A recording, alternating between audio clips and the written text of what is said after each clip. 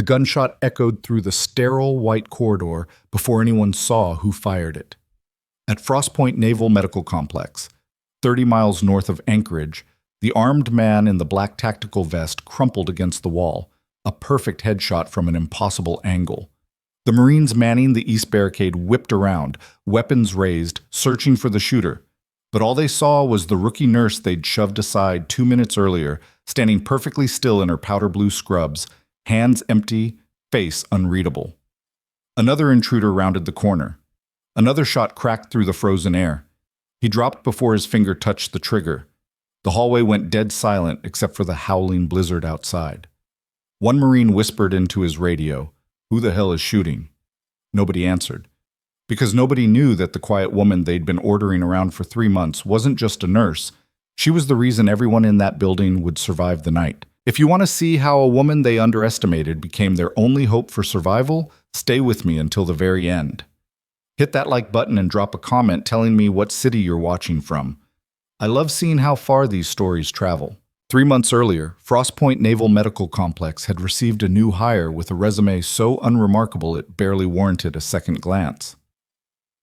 Specialist Maya Torrance arrived on a Tuesday morning in October, her paperwork listing a 2-year nursing degree from a community college in Oregon, basic EMT certification, and 0 military experience beyond her current contract role. She was assigned to the graveyard shift in post-op recovery, the kind of rotation nobody wanted and everyone forgot about. Her supervisor, a career Navy nurse named Lieutenant Vega, gave her the standard speech about protocols, chain of command, and staying in her lane. Maya nodded through all of it, asked no questions, and reported to her station exactly on time. She was 28, slim, average height, with dark hair usually pulled back in a regulation bun. She moved through those hallways with the kind of quiet efficiency that made her nearly invisible, restocking supply carts, checking vitals, changing IV bags, always where she needed to be but never calling attention to herself. The Marines stationed at Frost Point barely noticed her. To them, she was just another hospital worker, part of the background noise of a facility that processed everything from routine checkups to classified injuries nobody talked about. Frost Point itself sat in one of the most isolated stretches of Alaska's interior, a sprawling complex built into the side of a mountain range where winter came early and stayed late. It served as a critical medical hub for naval operations across the Arctic, a place where submarines surfaced for crew rotations and where personnel with security clearances too high for standard hospitals received treatment away from civilian eyes. The building was a fortress disguised as a hospital, reinforced concrete, limited access points, surveillance everywhere, and a full Marine security detachment that rotated every 6 months. Most of the staff had been there for years. Maya was new, and new meant untrusted. During her first week, she kept her head down and her mouth shut. She learned the layout without asking for directions, memorized the schedules without checking the board twice, and completed her tasks with a precision that might have seemed impressive if anyone had been paying attention. But precision in a hospital was expected, not celebrated. The doctors gave orders. The experienced nurses executed them. And the rookie on the night shift stayed out of the way. By her second week, the invisibility was complete. She ate lunch alone in the staff break room, a windowless space with fluorescent lights and a coffee machine that had been broken since August. She never joined the conversations about weekend plans or complained about the cold. When a senior nurse made a passive-aggressive comment about kids fresh out of school who think they know everything, Maya just smiled politely and restocked the crash cart without a word. The Marines were even less interested in her. Frost Point's security team was led by Gunnery Sergeant Holt, a career infantryman with 3 deployments and a reputation for running his unit like a sealed bunker.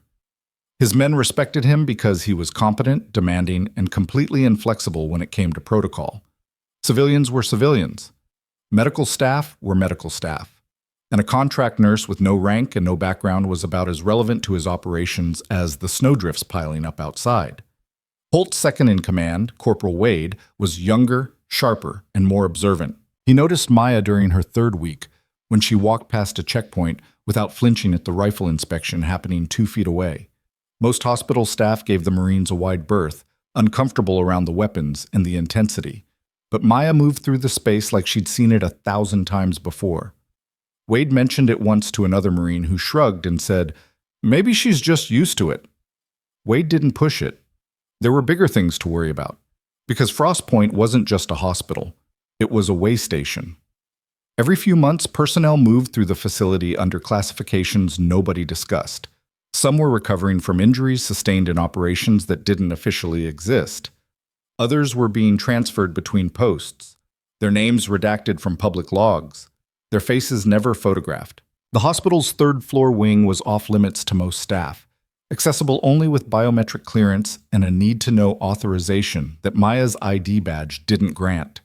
She never asked about it. She never tried to access it. She just worked her shifts, logged her hours, and disappeared into her quarters when the sun came up.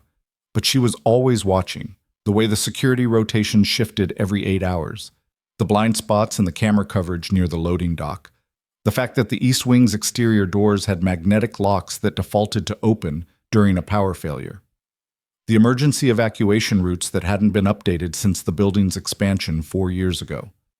She absorbed it all without writing anything down, without asking a single question that might make someone wonder why a post-op nurse cared about infrastructure. By December, the cold had turned brutal. The temperature outside dropped to 20 below, and the wind came off the mountains like a living thing, howling against the reinforced glass and piling snow against the walls and drifts that reached the second-floor windows. The staff complained endlessly. The Marines just added another layer and kept working, and Maya continued moving through her shifts like the weather didn't exist. It was during one of those shifts, 2 weeks before Christmas, that the first sign of trouble appeared. A supply shipment arrived 3 hours late, delayed by the storm. The delivery truck was standard, a contracted civilian transport that brought everything from medical supplies to cafeteria food. But when the driver stepped out, Corporal Wade noticed something off. The man was too alert, his eyes scanning the building's exterior with a focus that didn't match someone who just wanted to unload and leave. Wade flagged it to Holt, who reviewed the driver's credentials, found nothing unusual, and cleared the delivery. The truck left. The supplies were logged, and the incident was forgotten. Except Maya had been watching from the second-floor window. She saw the way the driver's hand lingered near his jacket pocket. She saw the second man in the passenger seat who never got out, just sat there with his face turned toward the building's east entrance.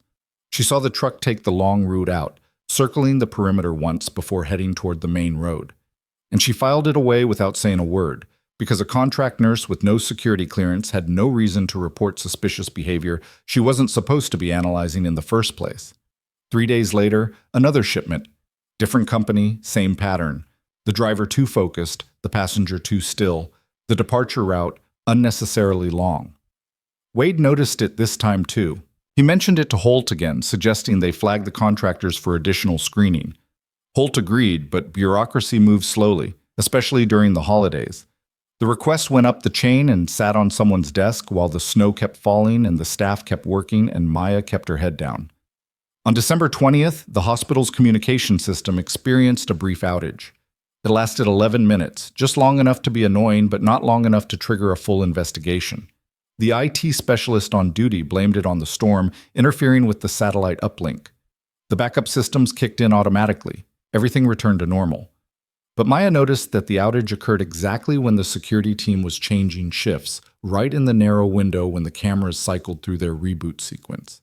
She didn't report that either, because by then, she'd already identified what was coming. She just didn't know when. The night it happened, the weather was the worst it had been all season. The temperature hit 30 below, and the wind was strong enough to shake the building's reinforced walls. The staff on duty was a skeleton crew. 2 doctors, 5 nurses, a handful of Marines, and the patients in recovery who couldn't be moved. Most of the administrative personnel had been sent home early due to the storm. The hallways were quieter than usual, just the hum of the heating system and the occasional beep of a monitor breaking the silence. Maya was in the post-op wing, checking on a patient who'd had surgery that morning. She moved through the room with her usual efficiency, adjusting the IV drip, noting the vitals, making sure everything was stable.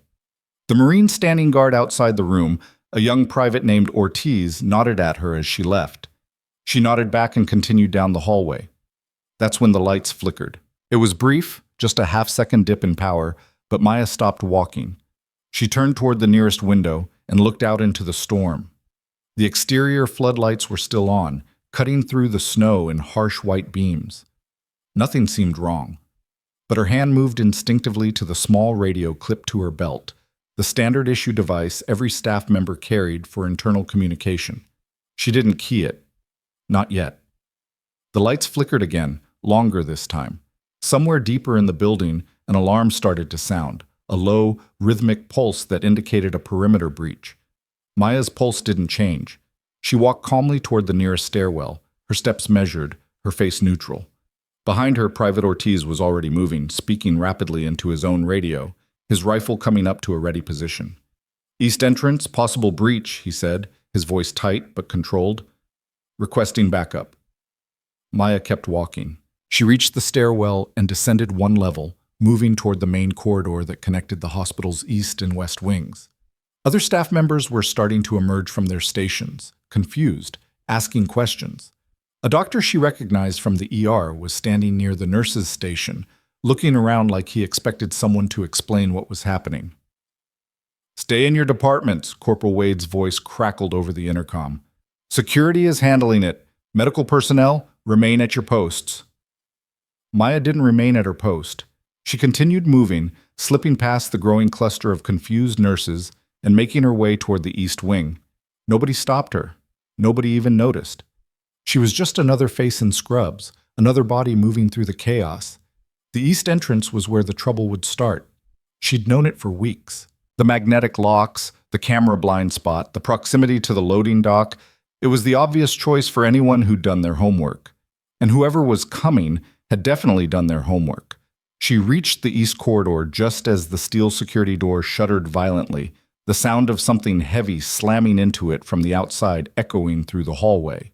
2 Marines were already there, positioned behind a portable barricade, their weapons trained on the door. Gunnery Sergeant Holt was moving toward them, barking orders into his radio, his face a mask of controlled aggression. "Lock it down," he snapped. "Nobody gets through that door." The door shuddered again. And then the security monitor mounted on the wall went black. One of the Marines swore.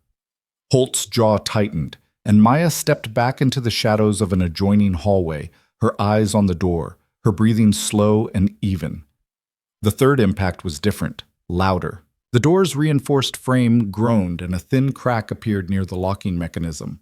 Holt gestured sharply, and the 2 Marines adjusted their positions, ready to fire the moment the door gave way. "Where's the backup?" one of them asked, his voice tight. "On the way," Holt said.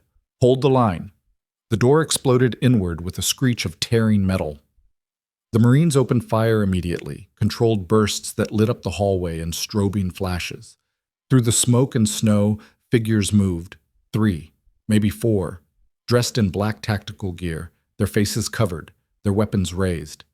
They returned fire, forcing the Marines to drop behind the barricade as bullets tore through the air above their heads. "Fall back!" Holt shouted. "Controlled retreat to the secondary position." The Marines moved, covering each other as they backed toward the main corridor. One of them grabbed Maya by the arm as he passed. "Get out of here!" he yelled. "Go!" She let him push her toward the opposite hallway, stumbling just enough to look panicked, just enough to sell the idea that she was a terrified civilian caught in the wrong place. The Marine didn't look back, already focused on the advancing attackers. Maya disappeared around the corner, and then she stopped stumbling. She moved quickly now, no hesitation, no wasted motion. She knew exactly where she was going. The stairwell to the second floor was 30 feet ahead. She reached it in seconds, took the stairs 2 at a time, and emerged into a quieter corridor where the sound of gunfire was muted but still audible. She passed a supply closet, glanced inside, and kept moving. Not yet. Below her, the firefight intensified. The attackers were pushing forward, coordinated and aggressive, forcing the Marines to give ground. Holt was still calling for backup, but the storm had grounded the helicopter that would normally respond to this kind of threat. The hospital was on its own. Maya reached the end of the second-floor corridor and stopped at a window that overlooked the east entrance.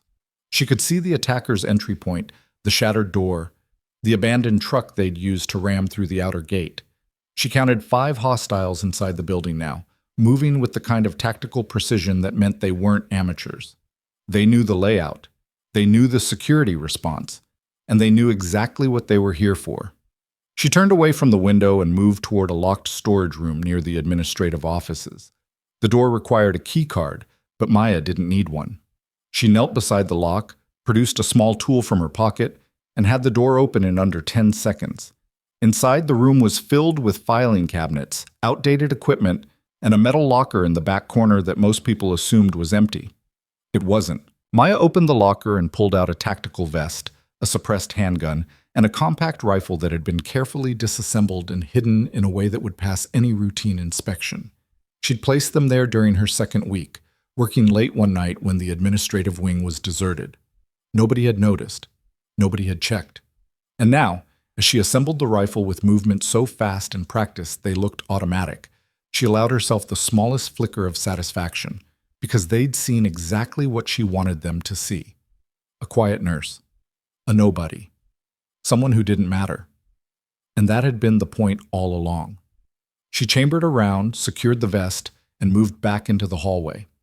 The hospital's layout was burned into her memory. Every corridor, every stairwell, every room with a line of sight to the places that mattered. She didn't need a map. She didn't need orders. She'd been preparing for this since the day she arrived. Below her, the gunfire had shifted. The attackers were moving deeper into the building, pushing toward the third-floor secure wing where the high-value patients were kept. The Marines were still fighting, but they were outnumbered and caught off guard. Holt's voice over the radio was steady, but Maya could hear the strain underneath. They were losing ground. She reached a maintenance access point that led to the upper level, climbed through, and emerged in a narrow walkway that ran along the ceiling of the main corridor. Below her, the attackers were advancing in a tight formation, weapons sweeping corners, communication clipped and professional. Maya knelt at the edge of the walkway, braced the rifle against her shoulder, and took aim. The first shot was perfect. The lead attacker dropped instantly, a clean headshot that sent him crashing into the wall. The others scattered immediately, shouting, searching for the shooter. But Maya was already moving, shifting position before they could locate her. She fired again, and a second attacker went down. The Marines below froze, confused, trying to process what was happening. "Who's shooting?" one of them hissed into his radio. Nobody answered. Maya dropped a third attacker, then disappeared back into the maintenance access before anyone could pinpoint her location. She moved through the ceiling space, her steps silent, her breathing controlled. She'd mapped this route weeks ago, testing it late at night when the building was quiet, making sure she could move through it without being detected. Now it was paying off. She emerged on the opposite side of the corridor, took up a new position, and fired again. The remaining attackers were panicking now, their formation broken, their confidence shattered. They'd expected resistance, but not this. Not precision fire from an unknown position, not someone who seemed to know their every move before they made it. One of them tried to retreat toward the east entrance. Maya put a round through his shoulder, and he went down screaming. Another tried to radio for backup, but Maya's next shot destroyed the device in his hand before he could finish the transmission. The Marines were advancing now, using the chaos to retake ground. Holt's voice cut through the radio, sharp and urgent. "Whoever's providing cover, keep it up. We're moving to secure the intruders." Maya didn't respond. She just kept firing. Within 3 minutes, 4 of the 5 attackers were neutralized. 2 dead, 2 wounded, and disarmed. The 5th had made it back outside, fleeing into the storm, but Corporal Wade was already moving to cut him off. Maya tracked him through the scope, watched him stumble through the snow, and decided to let the Marines handle it. Her job was inside. She descended from his walkway, stowed the rifle in a storage closet she'd pre-positioned for exactly this purpose, and stepped back into the hallway just as a group of staff members came rushing around the corner. One of them, a nurse named Karen, grabbed her arm. "Maya, are you okay? We heard shooting." Maya nodded, letting her hands shake just a little, letting her voice come out breathless. "I'm fine. I hid in one of the supply rooms. Is everyone safe?" Karen didn't answer. She was already pulling Maya toward the main corridor, away from the danger, doing exactly what Maya had counted on, treating her like a victim who needed protecting. Behind them, the Marines were securing the scene. Holt was on the radio, demanding answers, demanding to know who had fired those shots. The security footage would show nothing useful. Maya had made sure of that, and the weapon she'd used was already hidden, wiped clean, untraceable. By the time the chaos settled and the hallway was declared secure, Maya was back in the post-op wing, checking on patients, her face calm, her hands steady. Nobody looked at her twice. Nobody questioned where she'd been. Because she was just the rookie nurse caught in the wrong place at the wrong time, lucky to be alive. And as the storm howled outside and the Marines began their debrief, none of them had any idea that the woman who'd saved their lives was standing 10 feet away, blending back into the background like she'd never left. The debrief started 20 minutes later in the hospital's security operations center, a cramped room on the first floor where monitors displayed every functional camera feed and radio chatter filled the air with overlapping voices. Gunnery Sergeant Holt stood at the head of the table, his jaw set in a hard line, his eyes moving between the Marines assembled in front of him. Corporal Wade was there, along with Privates Ortiz and Chen, and two other jarheads who'd been part of the initial response. They all looked shaken, adrenaline still coursing through their systems, trying to process what had just happened. 5 hostiles, Holt said, his voice clipped and precise. 4 neutralized, 1 in custody. 2 dead, 2 wounded and secured, 1 caught trying to flee the perimeter. He paused, his gaze hardening. Someone want to explain how 4 of them went down before we even engaged? The room went quiet. Wade shifted his weight, glancing at the others before speaking. Sir, the shots came from an elevated position, somewhere in the maintenance access above the main corridor. Precision fire, suppressed weapon, perfect angles. Whoever it was knew exactly where to be. Did anyone see the shooter? Holt demanded. Head shakes all around. Chen spoke up, his voice uncertain. I thought maybe it was a sniper team we didn't know about, some kind of backup protocol. There is no sniper team, Holt said flatly. There's no backup protocol for elevated fire support. We don't have the personnel assigned, and even if we did, nobody would have had time to get into position. He leaned forward, his hands bracing against the table. So I'll ask again, who the hell was shooting? Nobody had an answer. Wade pulled up the security footage on one of the monitors, scrubbing through the timestamps. The cameras covering the east entrance showed the initial breach. The attackers pouring through the shattered door, the Marines falling back under fire. But the angles were wrong for the upper walkways. The maintenance access points deliberately excluded from surveillance to save on installation costs years ago. The footage showed the attackers dropping one by one, but never revealed the source of the gunfire. Could have been one of the hospital staff, Ortiz suggested, someone with military background who grabbed a weapon during the chaos. Holt's expression didn't change. Run a personnel check. Every staff member on duty tonight, I want their backgrounds pulled and verified. If someone's got combat training we don't know about, I want it on my desk in an hour. Wade nodded and started typing, but Maya already knew what he'd find. Her file was airtight, scrubbed clean by people who were very good at making sure certain details never appeared in official records. The community college degree was real. The nursing certification was legitimate. The complete absence of military service was exactly what it appeared to be on paper. She was back in the post-op wing by then, moving between patients with the same quiet efficiency she'd shown for 3 months. A doctor named Reeves was checking on the surgery patient from earlier, reviewing vitals with a frown that suggested he was more worried about the hospital's security than the patient's recovery. He glanced at Maya as she approached. "You doing okay?" he asked, his tone distracted. "I'm fine," Maya said. "Just trying to keep things stable up here." Reeves nodded absently and moved on to the next room. Maya continued her rounds, adjusting blankets, checking monitors, her face a mask of professional calm. But her mind was running through contingencies, analyzing the situation from every angle. The attack had been a probing action, a test of the hospital's defenses. The fact that they'd brought only 5 people meant they weren't expecting serious resistance. They'd underestimated the Marine presence, or more likely, they'd counted on creating enough chaos to slip past security and reach their actual target. The 3rd floor secure wing. The patients nobody talked about.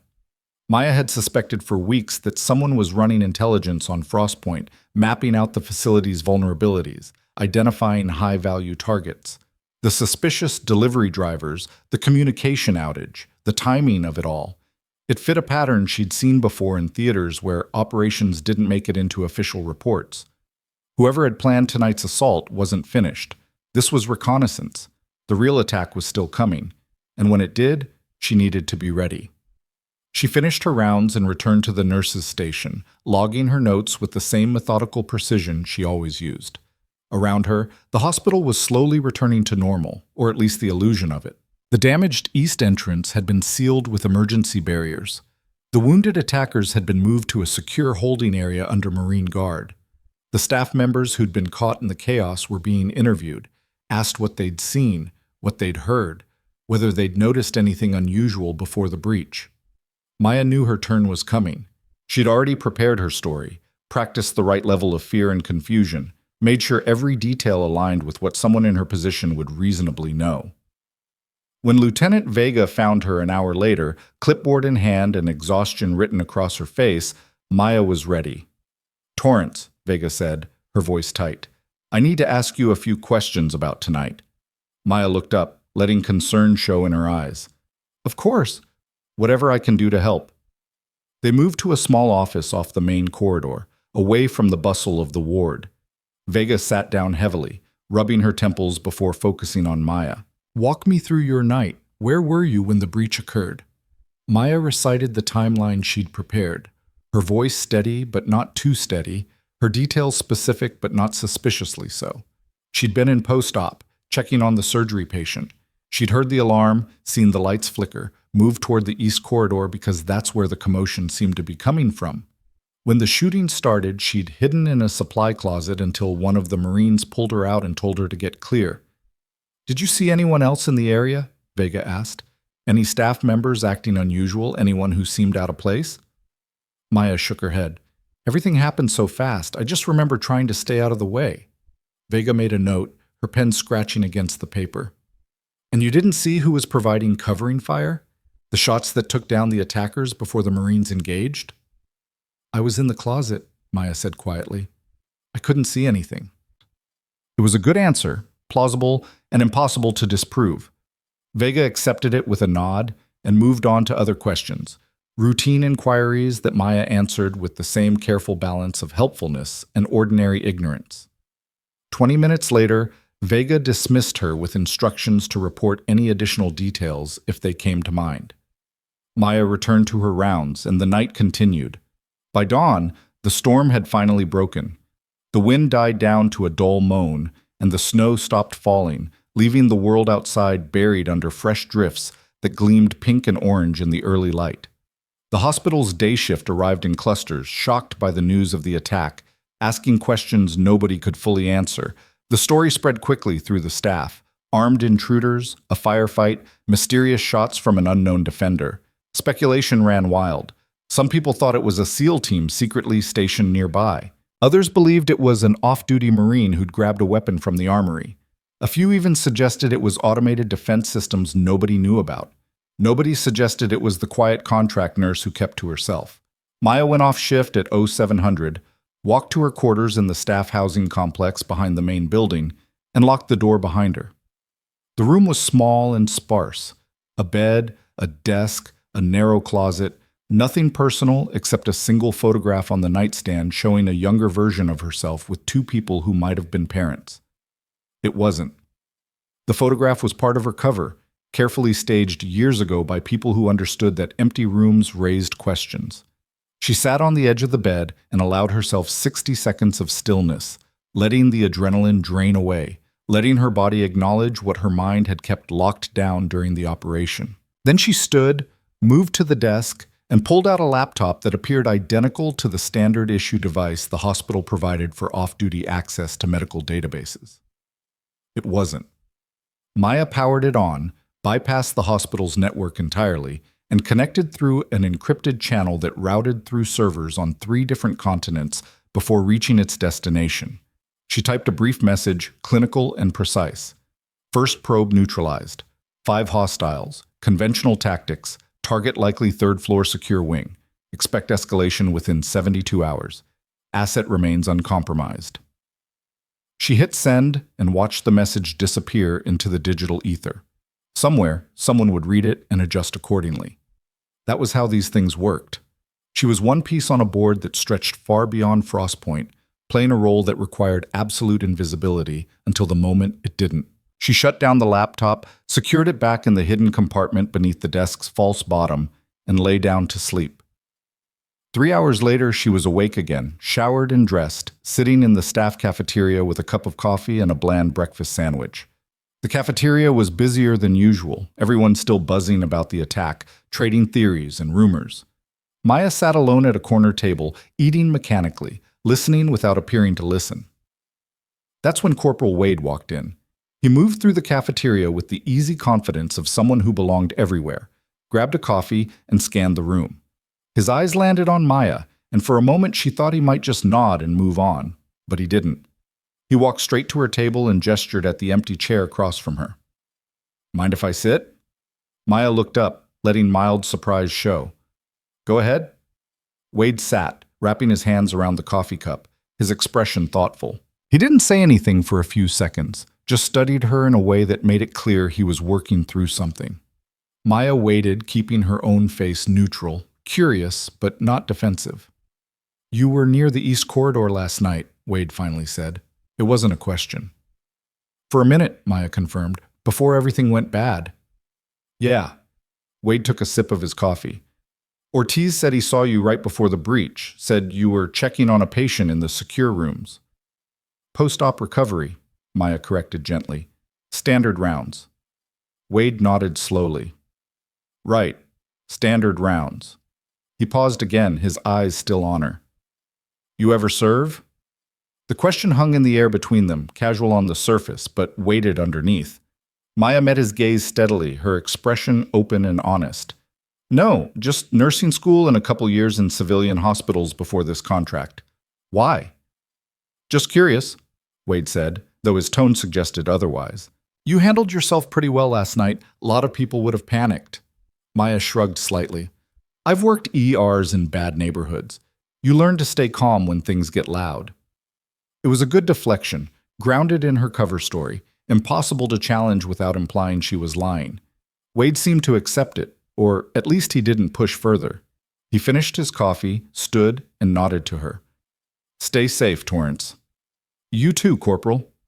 He left, and Maya returned to her breakfast, but she filed the conversation away.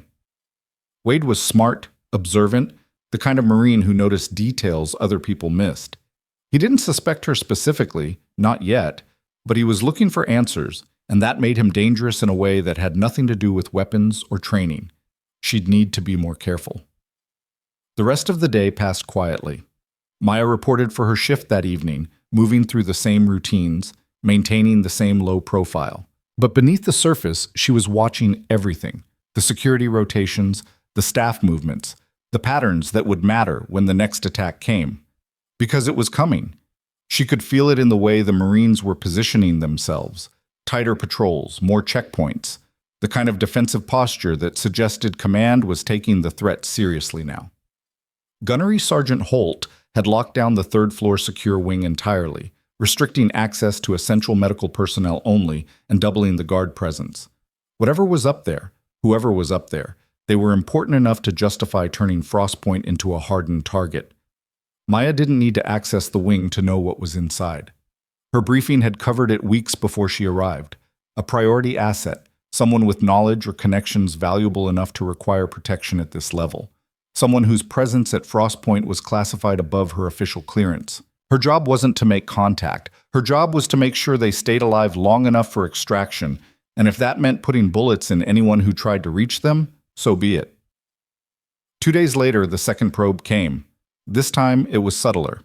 No forced entry, no dramatic breach. Instead, it was a maintenance worker who showed up for a scheduled inspection of the hospital's HVAC system. Credentials perfect, work order legitimate, everything exactly as it should be. Except the real maintenance worker was supposed to arrive the next day, and the man who showed up early had eyes that moved too fast and hands that stayed too close to his tool bag. Maya spotted him from across the lobby, watched him check in with the front desk, watched the way he oriented himself to the building's layout while pretending to review his paperwork. She was off duty, technically, just passing through on her way to grab lunch, but she adjusted her route to follow him at a distance. The fake maintenance worker took the service elevator to the third floor. Maya took the stairs, moving quickly but quietly, reaching the third-floor access corridor just as he stepped out of the elevator. 2 Marines were stationed at the secure wing entrance, checking IDs, verifying access. The maintenance worker approached them, presented his credentials, explained he needed to check a vent system near the restricted area. One of the Marines radioed for confirmation. The maintenance worker waited, patient, professional, exactly how a real technician would act. But Maya saw the tension in his shoulders, the way his weight shifted toward the balls of his feet, ready to move fast if necessary. The radio crackled. Negative on that work order. No HVAC inspection scheduled for third floor today. The maintenance worker's expression didn't change, but his hand moved toward the tool bag. The Marine saw it too, weapons coming up in smooth, practiced motions. Hands where we can see them, now. The man raised his hands slowly, the tool bag still hanging from one shoulder. Must be a scheduling error, he said calmly. I can head back down, sort it out with dispatch. You'll stay right there, one of the Marines said. Wade, we need an escort to security. Corporal Wade appeared from around the corner, moving fast, his hand on his sidearm. He took one look at the situation and gestured sharply. On your knees, hands behind your head. The maintenance worker complied, lowering himself to the floor with the kind of controlled movement that confirmed Maya's suspicions. This wasn't some confused technician. This was a trained operative testing the response time, mapping the security protocols, gathering intelligence for whatever was coming next. Wade searched the tool bag while another Marine kept the man covered. Inside were standard tools, a tablet, work orders that looked legitimate at first glance. But Wade pulled out a small device Maya recognized immediately. A signal jammer, compact and sophisticated, the kind of equipment that didn't belong in any civilian's hands. Gunnery Sergeant needs to see this, Wade said quietly. Lock him down. They hauled the fake maintenance worker to his feet and moved him toward the security office. Maya watched from the stairwell entrance, far enough back to avoid drawing attention, close enough to confirm what she already knew. The attacks weren't stopping. They were evolving, and whoever was coordinating them had resources, training, and most importantly, inside information about Frost Point's operations. That night, Holt called an emergency briefing for all security personnel and senior medical staff. Maya wasn't invited, her rank didn't warrant it, but she positioned herself near the conference room where it was taking place, close enough to hear fragments of conversation through the partially open door. Holt's voice cut through the murmur. 2 attempts in 3 days. They're not giving up, which means whatever they're after, it's worth the risk. A pause. Command is sending additional support, but the storms delayed their arrival. Until then, we operate under the assumption that another attack is imminent. Someone else spoke, a voice Maya didn't recognize. What about evacuating the third-floor asset? Move them somewhere less exposed? Not an option, Holt said flatly. Asset is non-transportable due to medical condition. We hold the line here.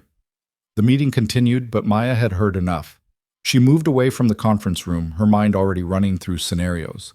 Non-transportable meant whoever was upstairs was either too injured or too critical to move safely.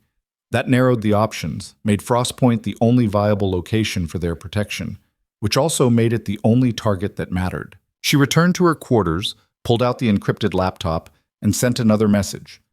Second probe confirmed. Asset immobile. Security aware but under-resourced. Recommend acceleration of extraction timeline. The response came back within an hour. Extraction not authorized. Asset must remain in place until condition stabilizes. Maintain cover and protect at all costs. Maya stared at the screen, her jaw tightening. She'd known this assignment would be complicated, but she hadn't expected to be operating completely alone against an organized threat with no backup and no exit strategy. Protect at all costs meant exactly what it sounded like. She was authorized to break cover if necessary, to use lethal force, to do whatever it took to keep the asset alive, even if it meant revealing who she really was. She deleted the message, shut down the laptop, and sat in the darkness of her room thinking. The next attack would be bigger, better coordinated, designed to overwhelm Frost Point's defenses before reinforcements could arrive. The Marines were good, but they were spread thin, and they didn't know the full scope of what they were facing. She did, which meant she'd need to act first before the enemy made their move, and that meant breaking one of the cardinal rules of deep cover. Never take proactive action that can't be explained by your role. But rules existed for normal operations, and this had stopped being normal the moment armed men breached Frost Point's walls. The third day came with deceptive calm. The sun broke through the clouds for the first time in a week, casting long shadows across the snow-covered landscape. The staff seemed almost relieved, like the weather clearing meant the danger had passed. Maya knew better. Clear skies meant better visibility for an assault team. No storm meant easier access to the facility, and the quiet felt less like peace and more like the pause before something breaks. She worked her shift, maintained her cover, and waited. The attack came at 2200 hours, exactly when the security rotation was at its weakest point, exactly when the staff was most fatigued from days of heightened alert. This time, there were 12 of them, not 5. They hit 3 entry points simultaneously, east, west, and a loading dock breach Maya had predicted but couldn't warn about without exposing herself. The Marines responded immediately, but they were outgunned and outmaneuvered by attackers who moved like professional soldiers, using suppressing fire and tactical formations that spoke to serious training.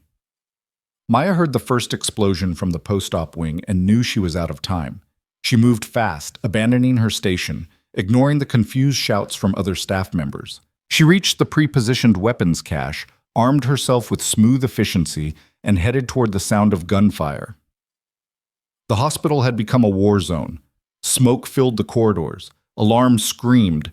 Wounded Marines were being dragged to cover while others returned fire, trying desperately to hold choke points against an enemy that seemed to know every weakness in their defense.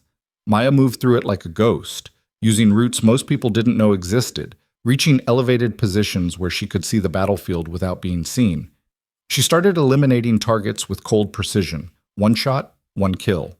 No wasted ammunition, no hesitation. The attackers began falling before they understood what was happening, their formation collapsing as the invisible sniper picked them apart.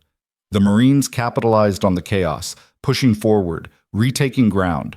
But more attackers kept coming, pouring through the breaches faster than Maya could drop them. She shifted positions, fired again, watched 2 more go down. Still not enough. They were going to reach the 3rd floor. They were going to reach the asset, unless she stopped them. Maya abandoned stealth entirely. She dropped into the main corridor, rifle up, and walked straight into the kill zone. 3 attackers saw her, registered the woman in scrubs with a rifle, and hesitated for half a second trying to process the contradiction. It cost them their lives.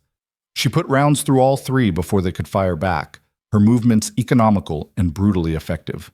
Behind her, a Marine shouted in shock, "Who the hell? 3rd floor!" Maya cut him off, her voice hard with command authority that didn't match her cover story at all. "They're going for the secure wing. Move!" She didn't wait to see if he followed. She was already running, taking the stairs 3 at a time, reaching the 3rd floor landing just as 4 attackers rounded the corner ahead. They opened fire immediately. Maya dropped, rolled, came up shooting. 2 went down. The others scattered, and she pressed the advantage, advancing through the gunfire with the kind of aggression that only came from years of training. Most people would never survive. Corporal Wade appeared from the opposite direction, saw her, saw what she was doing, and his eyes went wide with recognition and disbelief. But he didn't freeze. He added his fire to hers, and together they cut down the remaining attackers before they could reach the secure wing entrance. The hallway went silent except for the distant sound of continuing firefight below. Wade stared at Maya, his weapon still raised, his expression caught between shock and something that might have been understanding. "You're not a nurse," he said quietly. Maya met his eyes, her rifle still braced against her shoulder, ready for the next threat. "I'm whatever keeps that door from opening."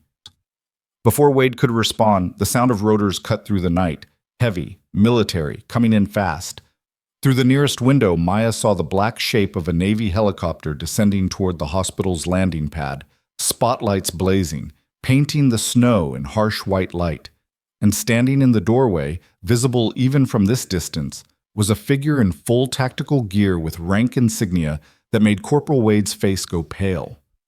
The reinforcements had arrived, but so had the questions Maya couldn't answer without destroying everything she'd built. The helicopter's rotors kicked up a blizzard of snow as it touched down, the wash of air rattling the windows even 3 floors up. Maya didn't lower her weapon. She kept it trained on the corridor ahead, eyes scanning for movement, ears filtering through the chaos below for any sign the attack wasn't finished. Beside her, Corporal Wade had gone completely still. his face locked in an expression somewhere between combat readiness and dawning comprehension that his entire understanding of the situation had just been turned inside out. "Stand down!" a voice crackled through Wade's radio, sharp with authority. "All personnel, stand down. Command has arrived on site." Wade's hand moved to his radio, but his eyes never left Maya. "Roger that," he said slowly, his tone careful. Then quieter, directly to her. "You need to put that rifle down before they get up here." Maya didn't move. "How many attackers are still active?" Wade blinked, thrown by the question, by the clinical precision in her voice that sounded nothing like the quiet nurse he'd seen in the cafeteria. "Unknown. At least 3 confirmed retreating through the west exit. The rest are either down or captured." "Then we're not done." She moved past him, heading toward the stairwell that would take her to the west side of the building. Wade grabbed her arm, his grip firm but not aggressive. "Wait, you can't just... Whoever you are, you need to stay here. Command is going to want answers, and if you disappear right now, that's going to look... I don't care how it looks," Maya said, her voice flat. She met his eyes, and for the first time since arriving at Frost Point, she let him see past the cover, past the performance. 3 hostiles are running toward an exit that leads directly to civilian infrastructure. If they get clear of this facility, they disappear into Anchorage, and we lose any chance of finding out who sent them. So I'm going to stop them. You can help, or you can explain to your commander why you let them get away." Wade's jaw tightened. He released her arm, his decision made in the span of a heartbeat. West exit is a loading dock with 2 access points. If they're smart, they'll split up. "They're not that smart," Maya said. "They've been running the same playbook since the first probe. Aggressive, coordinated, but predictable. They'll stay together." She was already moving, and Wade followed, falling into step beside her with the kind of automatic tactical sync that came from real combat experience. They hit the stairwell at a run, taking the steps fast but controlled, weapons up, communication silent. Behind them, the sound of boots on steel announced the arrival of whoever had come off that helicopter, but Maya didn't look back. The west corridor was a mess of broken glass and spent shell casings, evidence of the firefight that had raged through here minutes earlier. 2 Marines were securing a wounded attacker, zip-tying his hands while another stood guard. They looked up as Maya and Wade approached, surprise flashing across their faces at the sight of the nurse with the rifle, but Wade cut off any questions with a sharp gesture. "Where'd the runners go?" One Marine pointed toward the loading dock. "Through there. Maybe 90 seconds ago. We were too tied up to pursue." Maya and Wade hit the loading dock together, emerging into the freezing night air where the temperature had dropped back below 0 and their breath came out in clouds of vapor. The dock was a concrete platform with stairs leading down to a service road that wound around the back of the facility toward the main highway. Fresh tracks in the snow showed 3 sets of boots, moving fast, heading for a cluster of equipment sheds 200 yards out. "They're going for a vehicle," Wade said. "Probably stashed something out there before the assault." Maya was already running, her boots crunching through the snow, cold air burning in her lungs. Wade kept pace, both of them covering ground fast despite the conditions. The sheds came up quickly, dark shapes against the darker tree line beyond.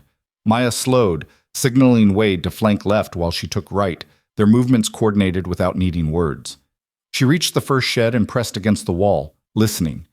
Voices inside, low and urgent, arguing in a language she didn't recognize but understood from context. They were trapped, they knew it, and they were deciding whether to run or fight.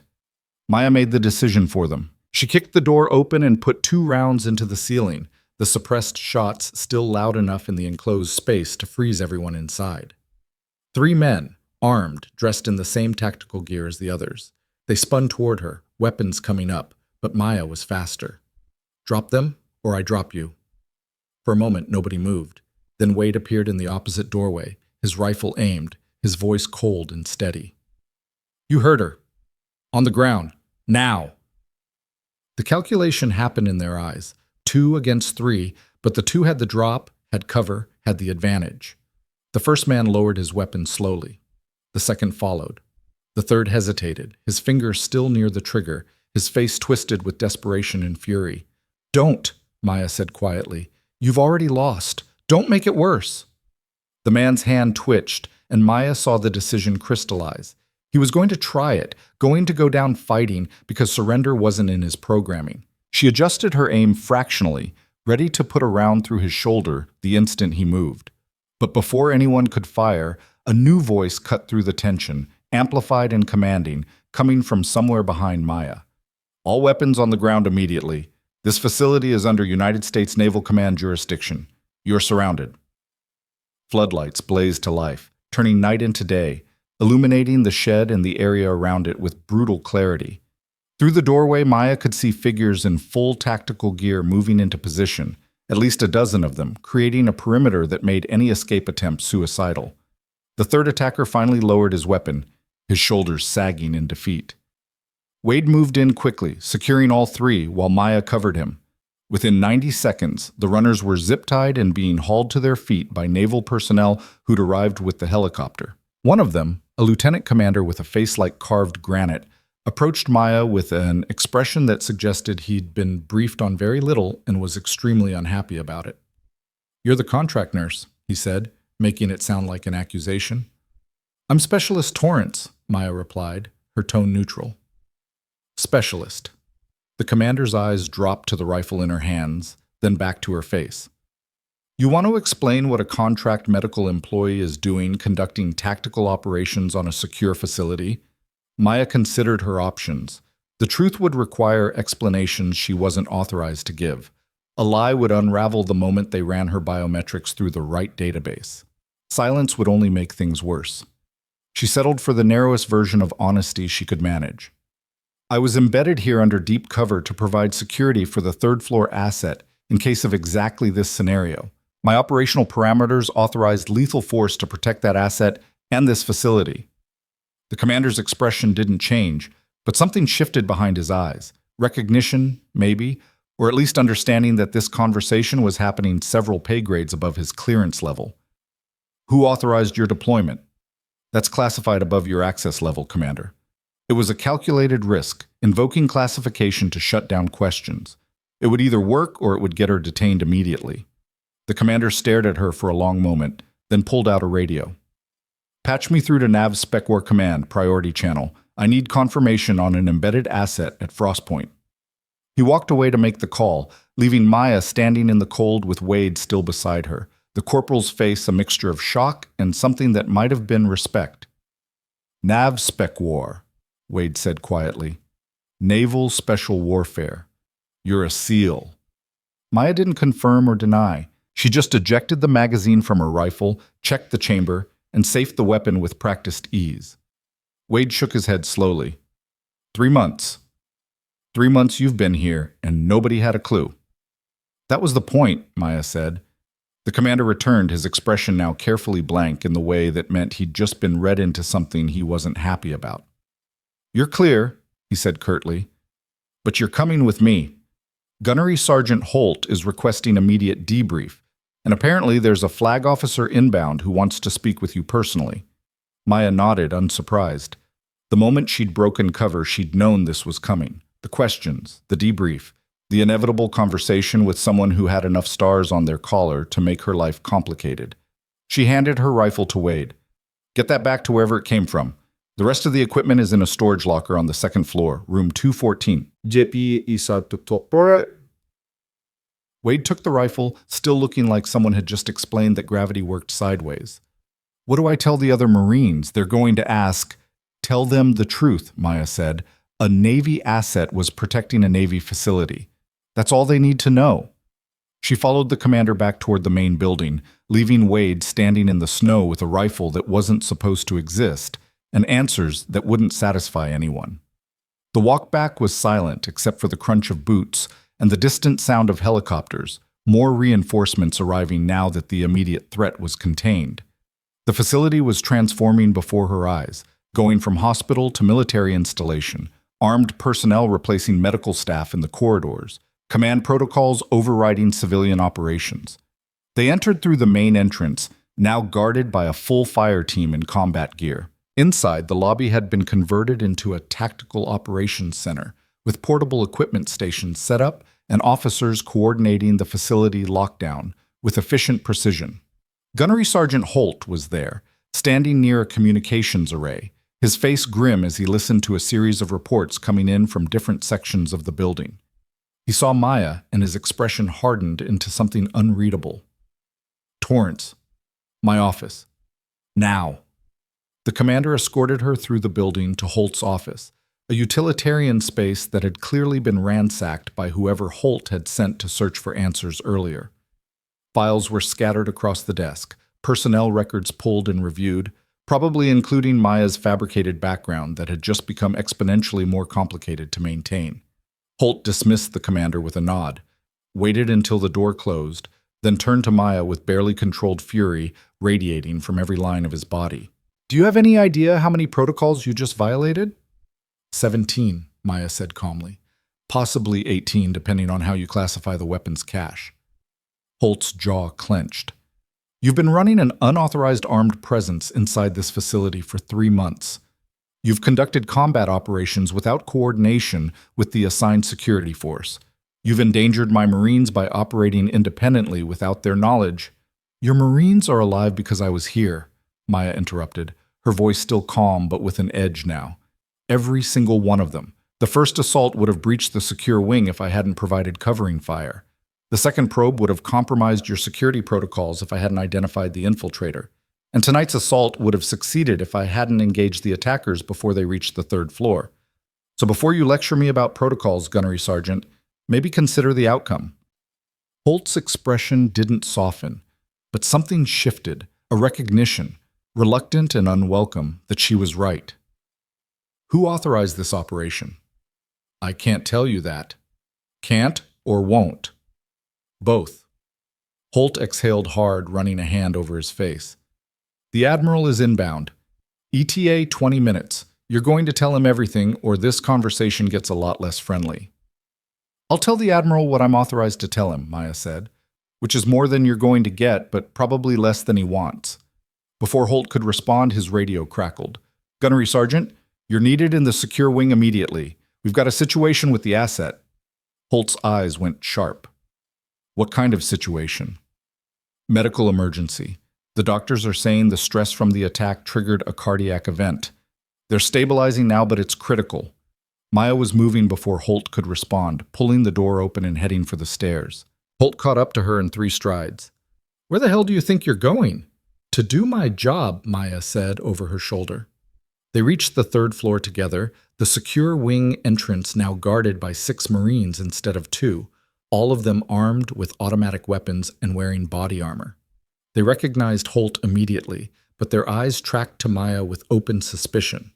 Holt waved them aside and they entered the wing, moving through a short corridor to a private room where medical staff clustered around a bed and monitoring equipment beeped with urgent rhythm. The patient was a man in his 50s, pale and sweating, his chest rising and falling rapidly, while a doctor worked over him with controlled urgency. Maya recognized the signs immediately. Acute coronary syndrome, possibly a full myocardial infarction, the kind of event that killed people if the response wasn't perfect. The doctor looked up as they entered, her face tight with stress. "He's not stabilizing, not?" "Blood pressure's dropping, heart rate's erratic. We need to transfer him to a full cardiac unit immediately." "That's not possible," Holt said. "He's non-transportable." "Then he's going to die," the doctor shot back. "We don't have the equipment here for this level of intervention. He needs a catheterization lab, needs specialists, needs—" "Do what you can," Holt interrupted. "But he doesn't leave this floor." The doctor's face went white with anger and helplessness. Maya stepped forward, her eyes on the monitors, processing the data with the kind of medical knowledge that went beyond her cover story's basic nursing training. "What's his current medication regimen?" The doctor glanced at her, confused. "Who are—" "Answer the question," Maya said, her voice cutting through the chaos with absolute authority. "Beta blockers, anticoagulants, and a statin for cholesterol management," the doctor replied automatically. "But none of that matters if we can't get his rhythm stabilized." Maya moved to the bedside, her hands already reaching for the patient's wrist to check his pulse manually. The man's eyes were half open, glazed with pain and fear, his breathing shallow and labored. She leaned close, her voice low and steady. "Sir, I need you to focus on my voice. You're having a cardiac event, but we're managing it. I need you to slow your breathing, in through your nose, out through your mouth. Can you do that for me?" The man's eyes focused slightly, locked on hers, and he tried to match her breathing pattern. Maya kept talking, kept him engaged, while her other hand moved to adjust the IV drip, increasing the flow of fluids to support his dropping blood pressure. The doctor started to protest, then stopped, as she saw the monitors begin to stabilize, incrementally but noticeably. "Get me nitroglycerin and morphine," Maya said without looking away from the patient, "and prepare for cardioversion if his rhythm doesn't correct in the next 2 minutes." "I don't take orders from," the doctor began, but Holt cut her off. "Do it." The medical staff moved with renewed purpose, following Maya's directions as she worked through the crisis with calm, methodical precision. She adjusted medications, monitored responses, made decisions with the kind of confidence that came from experience far beyond what her personnel file suggested. Within 5 minutes, the patient's vitals had stabilized enough that the immediate danger passed, his heart rate settling into a more sustainable rhythm, his blood pressure rising back toward acceptable levels. The doctor stared at Maya with open confusion. "Where did you learn advanced cardiac intervention? That's not in any nursing curriculum I know." Maya didn't answer. She just stepped back from the bed, letting the medical staff take over the ongoing care, and turned to Holt. "He'll need continuous monitoring for the next 72 hours, but he should survive as long as there are no additional stressors." "Additional stressors like another assault on this facility," Holt said quietly. "There won't be another assault," Maya replied. "We captured 11 hostiles, killed 6 more. That's 17 operatives down in 3 separate attempts. Whoever was funding this operation just lost their entire ground team and gained nothing. They're done." "You sound very certain about that." "I am." Holt studied her for a long moment, his expression unreadable. Then his radio crackled again. "Gunnery Sergeant, Admiral Kessler has landed. He's requesting your presence and the presence of Specialist Torrance in the conference room immediately." Holt keyed his radio. "Acknowledged. We're en route." He looked at Maya. "Time to answer some questions you can't deflect." They left the secure wing and headed back downstairs to the conference room that had been converted into a command center. Inside, a man in his 60s wearing a Navy admiral's uniform stood reviewing tactical displays with a cluster of officers. He turned as Maya and Holt entered, his eyes immediately locking on Maya with the kind of penetrating assessment that came from decades of evaluating personnel in high-stakes situations. "Specialist Torrance," Admiral Kessler said, his voice gravelly and precise. "Or should I say, Lieutenant Commander Torrance, Navy SEAL, currently assigned to Naval Special Warfare Development Group." Maya came to attention, the civilian cover dropping away completely, now that it no longer served any purpose. "Sir?" The room went dead silent. Every officer, every Marine, every person within earshot turned to stare. Holt's face had gone completely blank, the kind of expression people wore when their entire understanding of reality just got rewritten in a single sentence. Kessler gestured to a chair. "Sit down, Commander. We have a lot to discuss." Maya sat, her posture straight, her hands resting calmly on the table in front of her. Kessler took the seat across from her, dismissing the other officers with a sharp gesture that cleared the room except for Holt, who Kessler apparently wanted present for this conversation. "Your deployment to Frost Point was authorized by SOCOM under Operation Silent Guardian," Kessler said, pulling out a tablet and accessing files that were clearly above everyone's clearance except his and Maya's. "Your mission parameters were to embed a civilian medical staff and provide covert security for a high-value intelligence asset recovering from injuries sustained during a classified operation in the Arctic Circle. You were not authorized to engage in offensive combat operations unless absolutely necessary to preserve the asset's life or prevent catastrophic intelligence compromise. Is that accurate?" "Yes, sir," Maya confirmed. "And in your assessment, tonight's engagement met those parameters?" "Without question, sir. The attacker's objective was to reach the third-floor secure wing and either extract or eliminate the asset.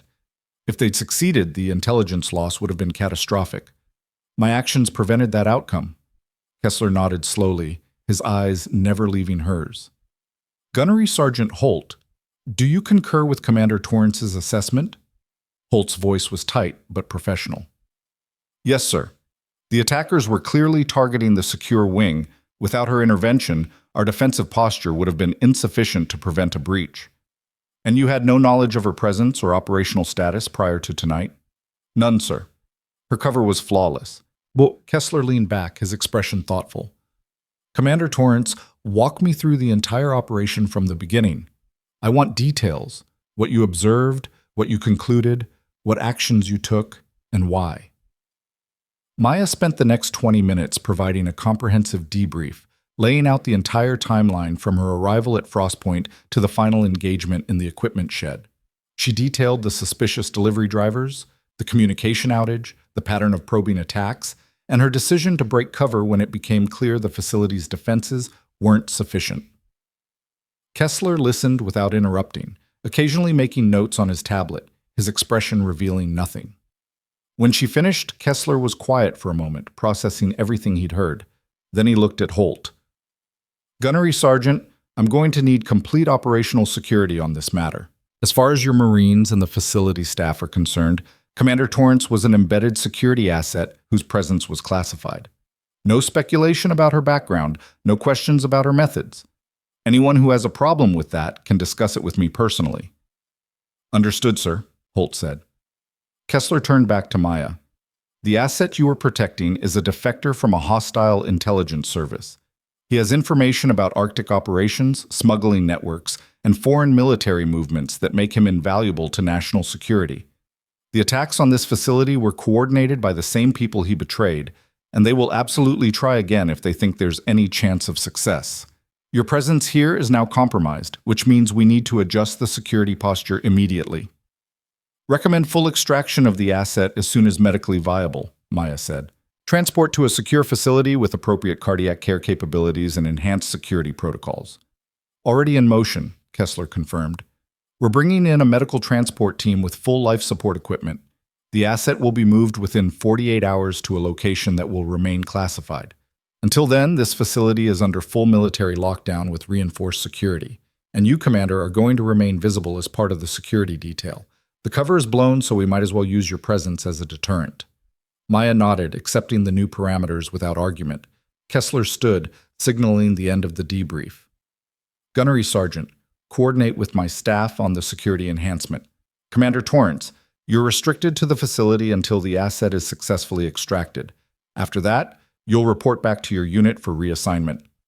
Yes, sir, Maya said, coming to attention as Kessler left the room. Holt waited until the Admiral was gone, then turned to Maya with an expression that mixed frustration, respect, and lingering disbelief. Lieutenant Commander, SEAL, Development Group. He shook his head. I had Marines running background checks on you for 3 days trying to figure out who took those shots. And the whole time you were... He stopped, seeming to realize the futility of the sentence. Doing my job, Maya finished quietly. Your job, Holt repeated. Right. He exhaled hard, then extended his hand. For what it's worth, Commander, you kept my people alive. That counts for something. Maya shook his hand, the gesture brief but genuine. They're good Marines, Gunnery Sergeant. They just needed someone watching their six. Holt left to coordinate the new security measures, and Maya found herself alone in the conference room, the adrenaline finally draining away, leaving behind the familiar exhaustion that came after operations like this. She'd completed the mission, protected the asset, eliminated the threat. By any objective measure, it had been a success. But as she sat there in the quiet, she couldn't shake the feeling that something wasn't finished. The attackers had been too organized, too well informed, too willing to sacrifice 17 operatives for a chance at one defector. That level of commitment suggested resources far beyond a typical revenge operation. It suggested someone with deep pockets and deeper motivation was funding this, and 17 bodies wouldn't be enough to make them stop. Maya pulled out her encrypted communicator, the real one, not the hospital-issue radio, and sent a priority message to her command. Asset secure, facility locked down, but threat assessment elevated. Recommend investigating financial and intelligence networks behind assault coordination. This wasn't a revenge operation. This was a systematic attempt to silence high-value intelligence, which means the asset knows something worth killing this many people to protect. The response came back within minutes. Concur with assessment. Intelligence Division investigating connections. Maintain security posture until extraction complete. Well done, Commander. Maya deleted the message and secured the communicator. She left the conference room and headed back upstairs, past Marines who now looked at her with a mixture of awe and wariness, past medical staff who whispered as she passed. The invisibility was gone, replaced by a visibility that made her skin itch with professional discomfort. SEALs operated in shadows. Being exposed like this violated every instinct she'd honed over years of training. But the mission wasn't over yet.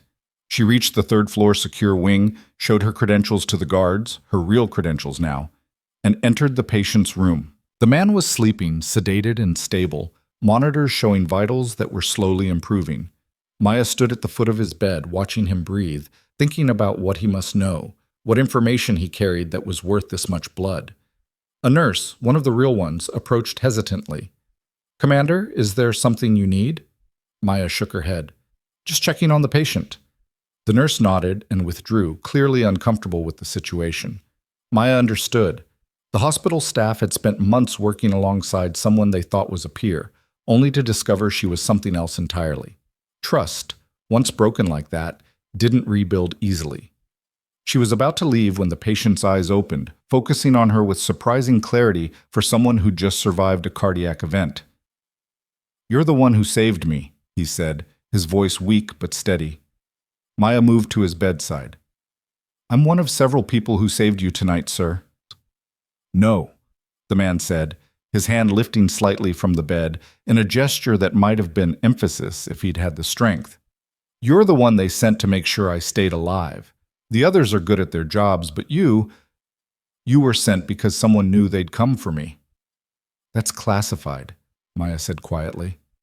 The man smiled faintly. "Everything about me is classified, Commander.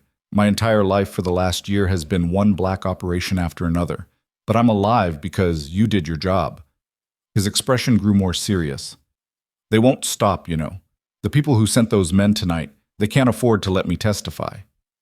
"Testify?" Maya said, her interest sharpening. The man's eyes closed briefly, fatigue pulling at him. "I have evidence. Names, dates, financial transactions. Proof of things that will end careers and collapse networks that have operated for decades. That's why I defected. That's why they want me dead." He looked at her again. "When they move me, it needs to be absolutely secure. Because if they get another chance, they won't," Maya said with absolute conviction. "You have my word." The man studied her face, seeming to find whatever reassurance he needed in her expression. "Thank you, Commander."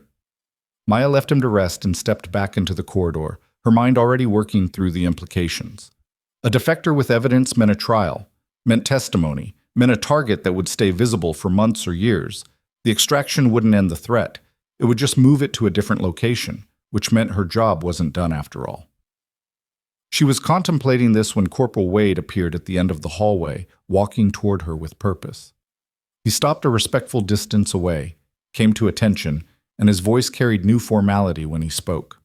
"Commander Torrance, the gunnery sergeant asked me to inform you that the perimeter sweep is complete. No additional hostiles found, no evidence of secondary teams waiting for another opportunity." "Thank you, Corporal," Maya said. Wade hesitated, then spoke more quietly. "Permission to speak freely, ma'am?" Maya nodded. "We could have used someone like you on our side from the beginning," Wade said.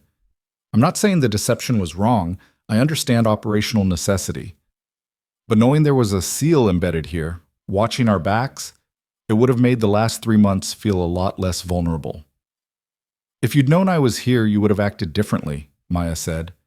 "Changed your patterns, deferred to my presence, created anomalies that anyone watching would have noticed.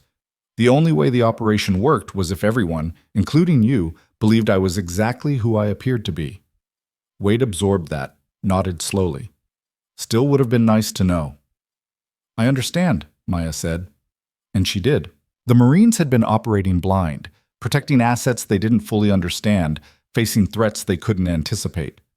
Learning that someone had been watching, prepared, armed, it would feel like a betrayal and a relief in equal measure. Before Wade could respond, alarms erupted throughout the facility, loud and urgent, cutting through every conversation and freezing every person in place.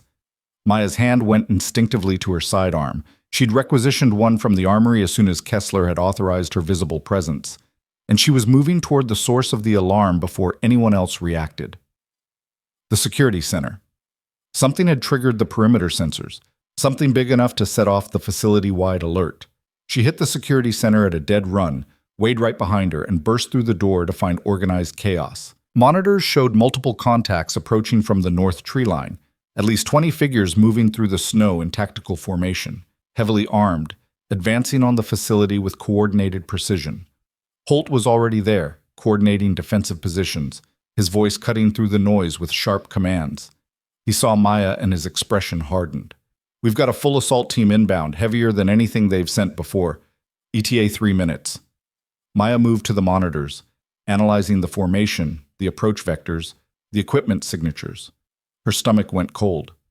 Those aren't the same people from before. This is a different team, better equipped, professional military contractors by the look of the gear. How many different groups want this guy dead? Holt demanded. As many as he has evidence against, Maya said grimly. She keyed her communicator. This is Commander Torrance to Admiral Kessler. We have incoming hostile force, estimate 20-plus combatants, professional-grade equipment and tactics. Request immediate air support and reinforcement. Kessler's voice came back strained. Negative on air support, Commander. Weather's closing in again. We can't get birds in the air safely. Ground reinforcement is 20 minutes out minimum. You're going to have to hold until they arrive. Maya looked at Holt, saw the same calculation happening in his eyes. 20 Marines, maybe 30, if they pulled everyone from non-essential posts, against 20 or more professional contractors with superior firepower and the advantage of choosing their engagement terms. We hold, Maya said quietly. Whatever it takes, we hold. And outside, in the darkness beyond the floodlights, the professional soldiers kept coming. Maya's mind moved faster than the approaching assault team, calculating angles and probabilities with the cold precision that had kept her alive through a dozen operations most people would never know existed. 20 contractors against 30 Marines sounded almost even until you factored in that the contractors had chosen the time, the place, and the approach. They'd studied the facility's defenses during 3 previous assaults, mapped every weakness, identified every choke point. This wasn't desperation. This was a chess player making their final move with absolute confidence in the outcome, which meant Maya needed to change the board. Gunnery Sergeant, she said, her voice cutting through the controlled chaos of the security center. Pull everyone back from the perimeter. Consolidate your defensive positions inside the building, focus on the secure wing and critical infrastructure. Holt turned to her, his face hard with the kind of resistance that came from a career of not taking orders from anyone below his rank. That gives them free access to approach. We lose the outer defenses. The outer defenses are already lost, Maya interrupted. They're going to breach regardless of how many Marines you put in the snow. The difference is whether those Marines are alive to defend the interior when it happens. She moved to the tactical display, her finger tracing the contractor's approach vectors. They're not trying to sneak in this time. They're coming straight through the front door because they know we can't stop them outside. So we don't try. We turn the building itself into a kill zone and make them pay for every meter of ground. Holt's jaw worked, his pride warring with the tactical reality Maya was presenting. Then he keyed his radio. All units fall back to interior defensive positions. Repeat. Abandon perimeter and establish strong points at primary access corridors. Move now. The Marines responded immediately, their training overriding any questions about the sudden shift in strategy. Through the security monitors, Maya watched them withdraw from their positions around the building's exterior, moving with disciplined speed toward the entrances they'd been ordered to defend. The contractors saw it too. She could tell from the way their formation adjusted, pressing forward more aggressively, now that the outer resistance had evaporated. They thought they'd won the first engagement before it even started. Maya turned to Wade, who'd stayed close throughout the alert, his weapon ready and his eyes sharp. Corporal, I need you to gather every staff member who's not essential medical personnel and get them to the basement shelter. Lock it down. Don't open it for anyone except Marines you personally recognize. Wade nodded and was moving before she finished the sentence. Maya shifted her attention to the security feeds, watching the contractors advance through the snow with professional precision. They were using suppression formation, each element covering the next, communication tight and disciplined. These weren't the desperate revenge seekers from earlier. These were operators who'd trained together, fought together, probably served in real military units before selling their skills to the highest bidder. 60 seconds to contact, Holt announced, his voice steady despite the tension radiating through the room. Maya pulled up the building's structural schematics on one of the monitors, overlaying them with the security camera positions. The contractors would hit the main entrance first. It was the most obvious access point, and the one their intelligence would show as the primary route to the third-floor secure wing. But Frost Point had been built with security in mind, which meant the main entrance funneled through a series of corridors designed to slow any assault and create natural choke points. Perfect for defense, fatal for attackers who didn't know what they were walking into. "I need control of the building's emergency systems," Maya said to the security technician manning the environmental controls. The technician, a young sailor who'd been staring at the monitors with barely concealed terror, looked at Holt for confirmation. The gunnery sergeant nodded once, and the technician shifted aside, giving Maya access to the console. She pulled up the emergency protocols, her fingers moving across the interface with practiced speed, overriding safeties and activating systems that were never meant to be used offensively. "What are you doing?" Holt asked, watching over her shoulder. "Changing the terrain," Maya said. She triggered the building's emergency lockdown protocol, which sealed every door equipped with magnetic locks and activated blast shutters over critical windows. Then she isolated the ventilation system for the main entrance corridor and diverted the smoke evacuation system to reverse flow. When they breach the entrance, they're going to hit a wall of smoke and locked doors. It'll slow them down, disorient them, force them to bunch up. "And then?" Holt said. "And then your Marines cut them down while they're trying to figure out which way to go." The first explosion came exactly when Maya expected it. A shaped charge blowing through the main entrance's reinforced doors with a thunderous crack that shook the entire building. Alarms screamed. The security monitors showed smoke billowing through the destroyed entrance as the contractors poured through the breach, weapons up, moving fast, directly into the kill zone Maya had created. The smoke system activated, filling the corridor with thick white vapor that turned visibility to 0 within seconds. The contractors' formation broke immediately, voices shouting in confusion, trying to regroup. Through thermal imaging cameras that could see through the smoke, Maya watched them bunch together exactly as she'd predicted, searching for the doors that should have been open but were now sealed tight. "Fire," Maya said quietly. The Marines opened up from concealed positions at both ends of the corridor, controlled bursts that cut through the smoke with lethal precision. The contractors tried to return fire, but they were shooting blind, their rounds punching harmlessly into walls and ceiling tiles, while the Marines' thermal-guided shots found flesh and bone. Within 30 seconds, half the assault team was down, the survivors scrambling for cover that didn't exist in the smoke-choked hallway. One of them got smart, probably the team leader, and directed his remaining operators to retreat back through the breach. They pulled their wounded and fled into the night, leaving 5 bodies behind and a tactical disaster that would make any after-action report a nightmare of failures. But Maya knew better than to celebrate. This was just the first wave, a probing action scaled up. The real assault was still coming. "Casualties?" Holt demanded into his radio. "None on our side," came the response from the Marine lieutenant commanding the entrance defense. "Hostiles broke contact and withdrew.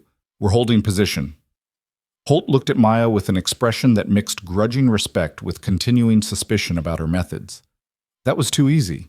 "It was supposed to be," Maya said. She pulled up the exterior cameras, scanning the tree line beyond the floodlights. "They wanted to see how we'd respond, what our defensive capabilities looked like when pushed. Now they know we can seal the building and create ambush zones, which means their next move will be different." As if on cue, the lights went out. Total darkness dropped over Frost Point like a physical weight, the emergency lighting taking nearly 5 seconds to activate. When the red backup lights finally flickered on, casting everything in a hellish glow, Maya was already moving toward the security console, pulling up the power management systems. "They cut the main line," the technician said, his voice tight with stress. "We're on generator backup now, but if they hit that—" "Where's the generator located?" Maya asked. "Exterior housing, north side of the building, reinforced concrete shelter, but if they get close enough with explosives—" Maya was already keying her communicator. "All units, we have hostiles moving on the generator station. I need a fire team to the north exterior immediately. But the response that came back made her blood run cold. Commander, we've got multiple breach attempts at secondary access points, loading dock, maintenance entrance, and the west service corridor. They're hitting us everywhere at once. Holt swore viciously. They split their force. The main entrance was a feint. Not a feint, Maya corrected, her mind racing through the tactical picture. A sacrifice. They spent 5 operators to confirm our defensive strategy, then adjusted their entire approach. Now they're using simultaneous pressure to divide our forces and create gaps. She pulled up the building's complete layout, marking each breach point with a red indicator. The pattern was obvious once you saw it. They were creating a ring around the secure wing, coming at it from multiple directions, forcing the Marines to spread thin across too many defensive positions. Classic military doctrine, executed with brutal efficiency. We need to concentrate our forces, Holt said, his tactical mind reaching the same conclusion Maya had. Pull back to the 3rd floor, establish a final defensive line around the asset. No, Maya said sharply. If we abandon the lower floors, they'll have free movement through the building. They'll set demolition charges, cut off our escape routes, trap us upstairs with nowhere to go. Then what do you suggest, Commander? Holt's voice carried an edge of desperation now, the reality of their situation cutting through his professional composure. Maya stared at the tactical display, seeing the pieces moving across the board, understanding the endgame the contractors were building toward. They couldn't win through superior firepower. The Marines were too well trained, too well positioned. So instead, they were going to win through attrition, grinding down the defenses until exhaustion and ammunition shortages created the opening they needed, unless someone changed the rules entirely. I'm going out there, Maya said. Holt's head snapped toward her. That's suicide. Well, it's tactical asymmetry, Maya corrected. They're fighting a conventional engagement because that's what they know, what they've trained for, but I don't fight conventional. She moved toward the equipment locker she'd stocked weeks ago, pulling out gear she'd hoped she'd never need to use. They're coordinating through radio communication, moving in teams, maintaining formation discipline, all of which makes them predictable. I'm going to break that predictability. By doing what, exactly? Holt demanded. Maya pulled on a tactical vest, checked her weapons, her movements economical and practiced. By hunting them. Before Holt could argue further, another explosion rocked the building, this one deeper, more sustained. The generator housing, Maya saw it on the monitor, saw the fireball light up the night sky, saw the backup generator die and plunge half the building into complete darkness. They just cut our power reserve, the technician said, his voice cracking. We've got battery backup for critical systems, but that's maybe an hour before everything goes dark. 1 hour, 60 minutes to hold against professional contractors who now had the advantage of darkness and time. The mathematics were brutal and undeniable. The defenders would lose, unless the mathematics changed. Maya finished gearing up and moved toward the exit. Holt grabbed her arm, his grip iron hard. Commander, I can't authorize this. You're too valuable an asset to risk. I'm not asking for authorization, Maya said, meeting his eyes. I'm telling you what's going to happen. You keep your Marines alive, keep them fighting, keep that 3rd floor secured. I'll handle the hunters. She pulled free and was through the door before Holt could respond, moving into the darkened corridors with the night vision goggles she'd liberated from the equipment locker. The world turned green and grainy, emergency lighting appearing as bright halos that forced her to adjust the sensitivity. Behind her, she heard Holt's voice on the radio, terse and professional.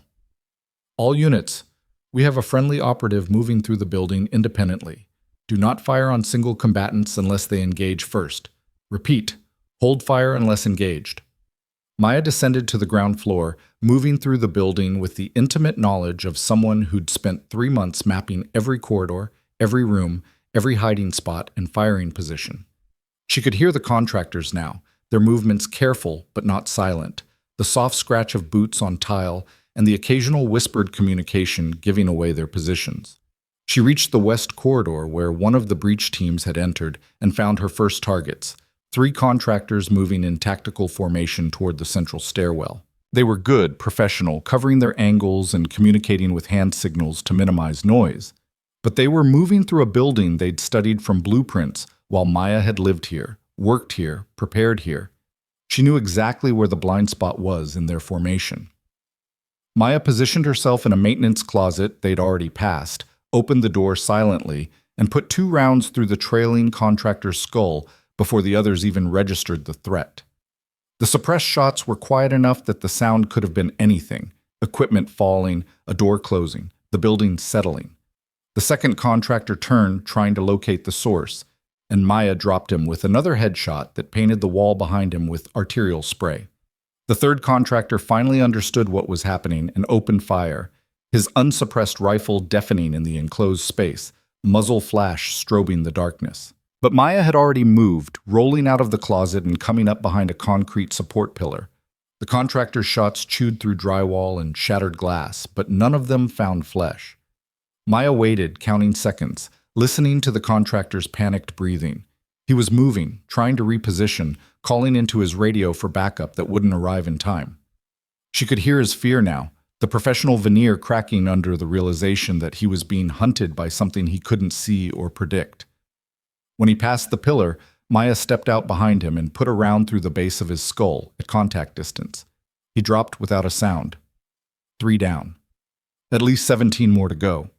She stripped the nearest body of extra magazines and grenades, redistributing the load across her vest for better balance. The radio on the dead contractor's chest crackled with urgent voices, other teams reporting their positions, asking for status updates from the team that would never respond. Maya listened, learning their call signs, their movement patterns, the fractured coordination that happened when a plan started coming apart. They were afraid now. She could hear it in their voices. Good. Maya moved deeper into the building, hunting. She found the next team trying to breach the loading dock entrance, caught them in a crossfire position they didn't know existed until rounds started cutting through their formation from 2 directions simultaneously. She used fragmentation grenades to flush them from cover, then picked them off with precise rifle fire as they scrambled for safety that didn't exist. 4 more down. The contractors were adapting now, pulling back into tighter formations, abandoning their simultaneous assault strategy in favor of concentrated pushes. Smart tactically, but it meant they were ceding control of the building's lower floors, giving up the ground they'd fought for. Maya pressed the advantage, harassing their movements, forcing them to waste ammunition on shadows and sounds, bleeding their confidence with every encounter that left more of their people dead. She was in the second-floor east wing when her communicator buzzed with Holt's voice, urgent and strained. "Commander, we've got movement on the 3rd floor. Someone bypassed our defensive positions. We don't know how. They're heading for the secure wing." Maya's blood went cold. While she'd been hunting the main force, someone had slipped through, probably during the chaos of the simultaneous assaults, using the distraction to infiltrate past the Marine checkpoints. One person, moving alone, highly skilled. An assassin, not an assault trooper. She ran, abandoning stealth for speed, taking the stairs 3 at a time and emerging on the 3rd floor with her weapon up and ready. The corridor was empty except for 2 Marines who'd been stationed at the secure wing entrance, both unconscious but alive, zip-tied and left breathing.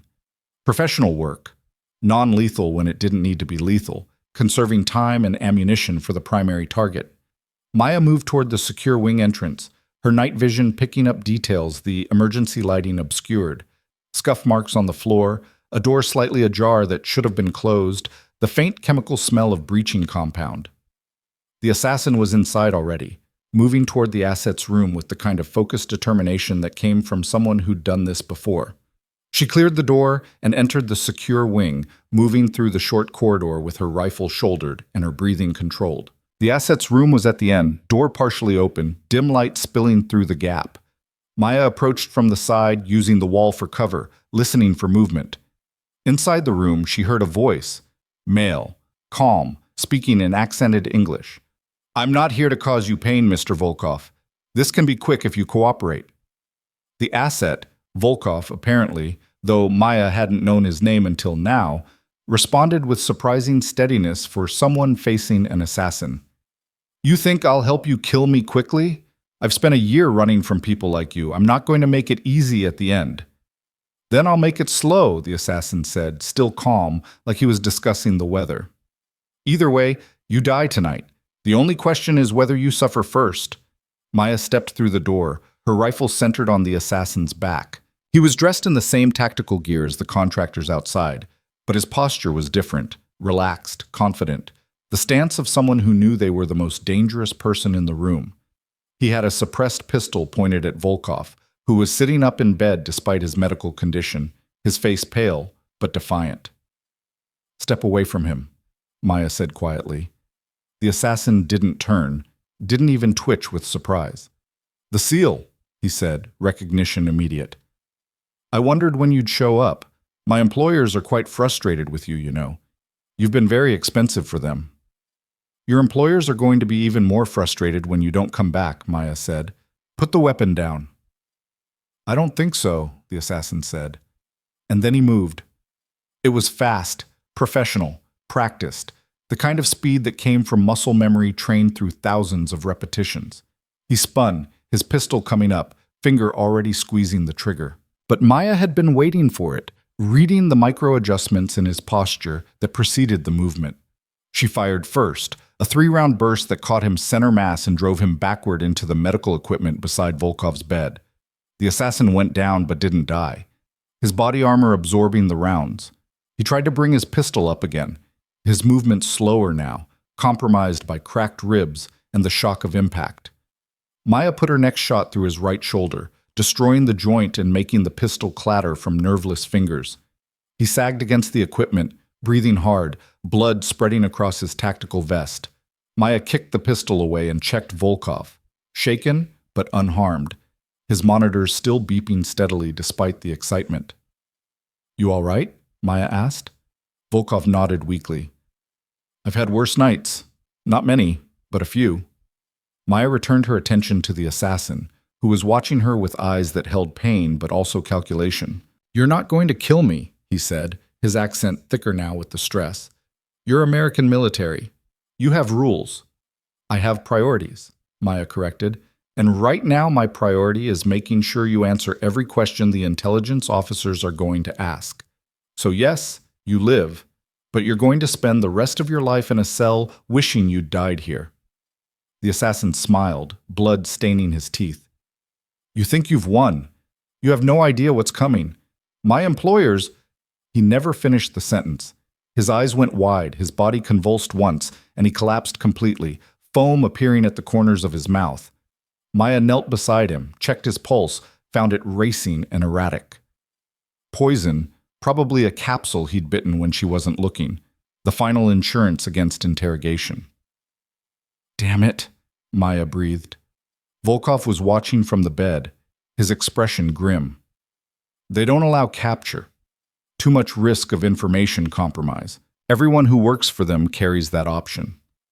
Maya stood, frustration warring with the tactical reality that the assassin's death removed a potential intelligence source, but also confirmed something important. Whoever was funding these assaults had resources, training, and the kind of operational security that suggested government backing or something very close to it. Her communicator crackled. Holt's voice, strained but victorious.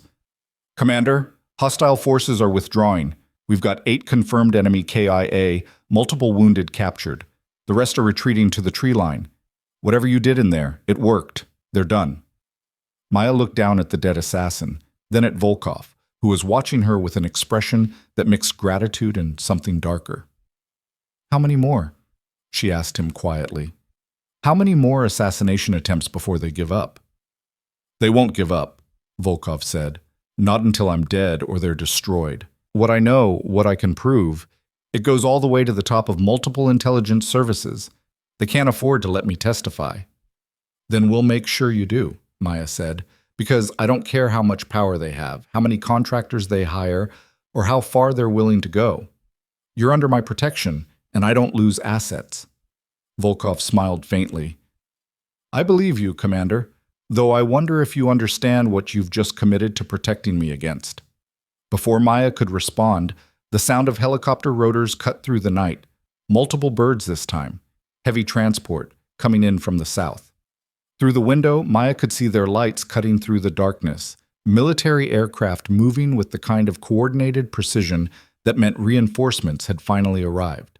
And with them, she suspected, would come the people who'd want answers about everything that had happened tonight. She secured the assassin's body, called for medical to check on Volkov's condition, and made her way back downstairs. The building was a war zone. Smoke damage, bullet holes, blood on the floors.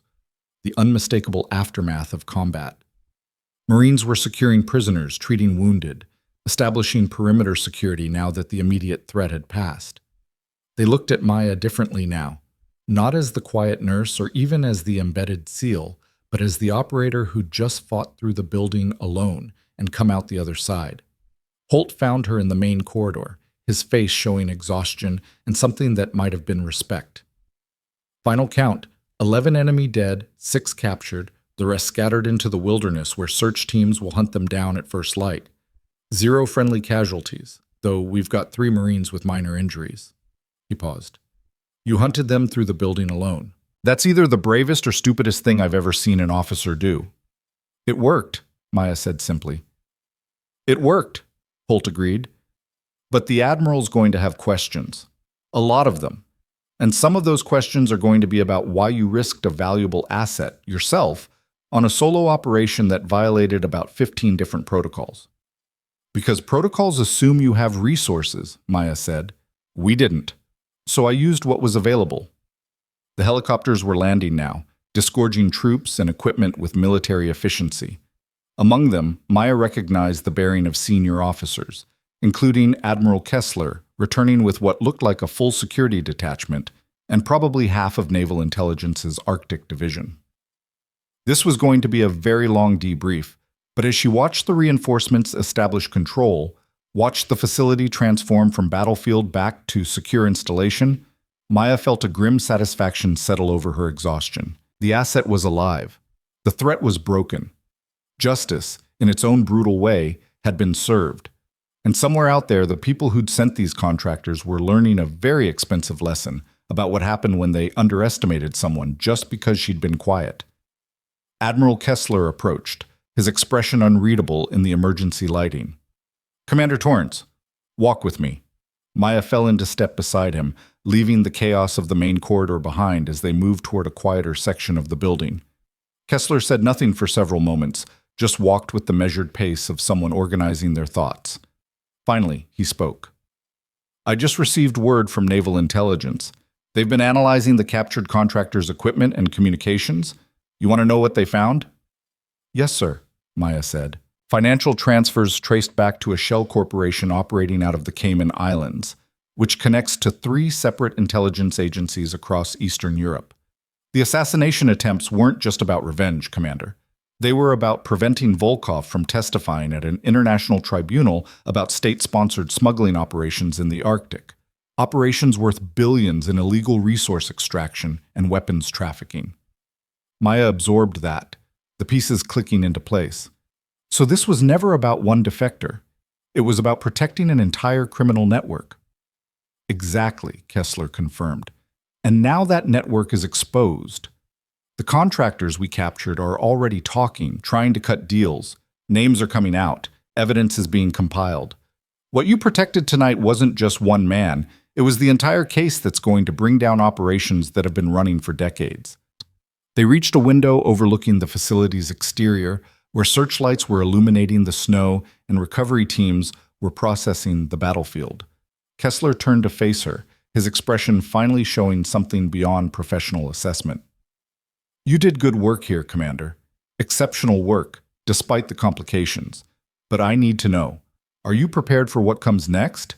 Because Volkov's testimony is going to make a lot of powerful people very angry, and they're going to remember the SEAL who kept him alive. Maya met his eyes steadily. I signed up to protect people who need protecting and stop threats to national security. If that makes me a target, then I've been a target before. I can handle it. Kessler nodded slowly, seeming to find whatever reassurance he needed in her response. Good. Because tomorrow morning, we're moving Volkov to a secure facility where he'll remain under protection until the tribunal. And I'm assigning you as his primary security officer. You're going to see this through to the end. It wasn't a question, but Maya answered anyway. Yes, sir. I'll keep him alive. I know you will, Kessler said. He started to turn away, then paused. One more thing, Commander. The Marine you worked with tonight, Corporal Wade, he submitted a report praising your tactical decisions and recommending you for commendation. Thought you should know. Maya felt something unexpected, not pride exactly, but a quiet satisfaction that the Marines she'd protected understood what she'd done and why. "Thank you, sir." Kessler left, returning to the command center and the dozens of decisions that needed making. Maya stood at the window for a moment longer, watching the light sweep across the snow, thinking about everything that had happened and everything still to come. Behind her, she heard footsteps, quiet, controlled, familiar. She turned to find Corporal Wade standing there, his rifle slung but his posture still alert. "Commander," he said, "thought you should know. We found something in the equipment shed. One of the captured contractors had a phone with encrypted communications. Intelligence is working on breaking it, but they pulled one message that came through just before the assault started." "What did it say?" Maya asked. Wade pulled out a printed sheet, handed it to her. The message was brief, clinical. Final authorization confirmed. Eliminate target and all protective assets. No survivors. Payment on completion. Maya stared at the words, understanding crystallizing with cold clarity. They weren't just trying to kill Volkov. They wanted everyone at this facility dead. Every witness, every defender, every piece of evidence. "That's what intelligence thinks," Wade confirmed. "If they'd succeeded, they could have blamed it on a terrorist attack, buried the whole thing under national security classifications, and made Volkov's evidence disappear along with everyone who knew about it." Maya folded the paper, her jaw tightening. But they didn't succeed. And now we have their communications, their financial trails, and 6 living contractors who are going to spend the rest of their lives trying to reduce their sentences by giving up everything they know. Wade smiled grimly. "Turns out underestimating a SEAL was the last mistake they'll ever make as free people." "Not just me," Maya said. "Your Marines held the line when it mattered. That's what stopped them." "We held the line because you gave us the strategy that worked," Wade countered. "Don't downplay what you did here, Commander. You saved lives." Before Maya could respond, alarms erupted again throughout the facility. Different this time. Not attack warnings, but evacuation alerts. Maya's communicator crackled with urgent voices. Medical staff calling for immediate assistance. Holt's voice cutting through the chaos with sharp commands. She ran toward the 3rd floor, Wade right behind her, both of them moving with the automatic response of combat-trained personnel who knew the sound of genuine emergency.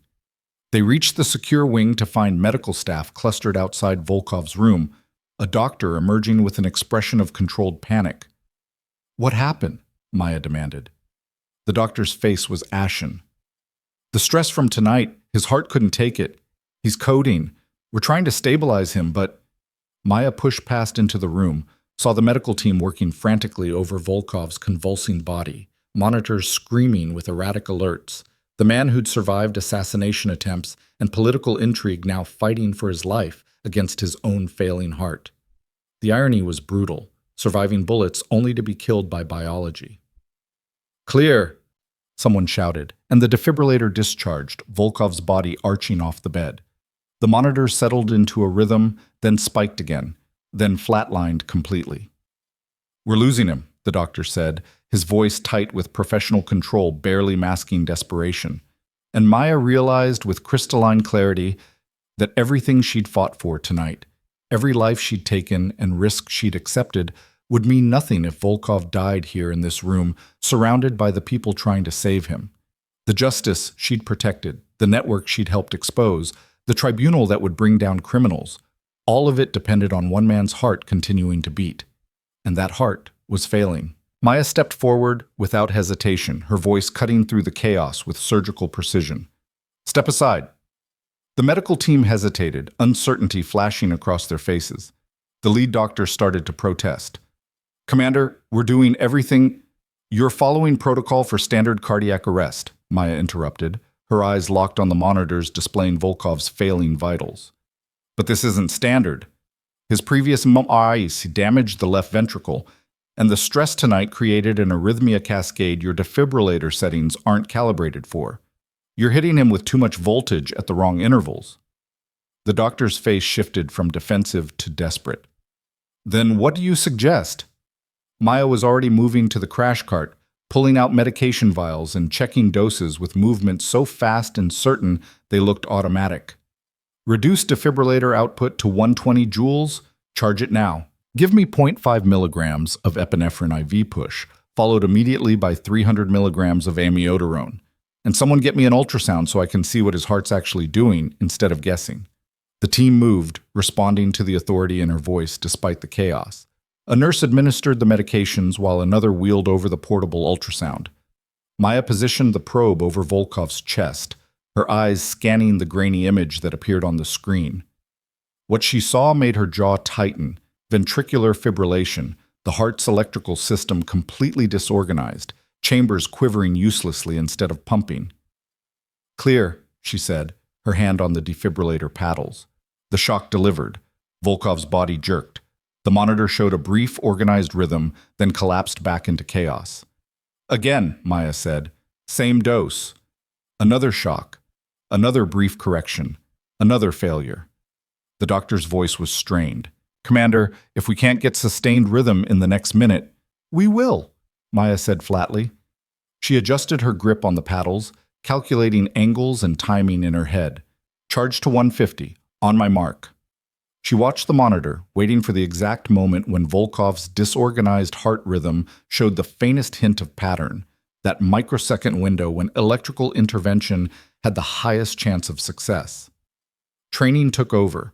Not just medical training, but combat medic experience earned in field hospitals where improvisation meant the difference between bringing someone home or leaving them in a body bag. "Now," Maya said.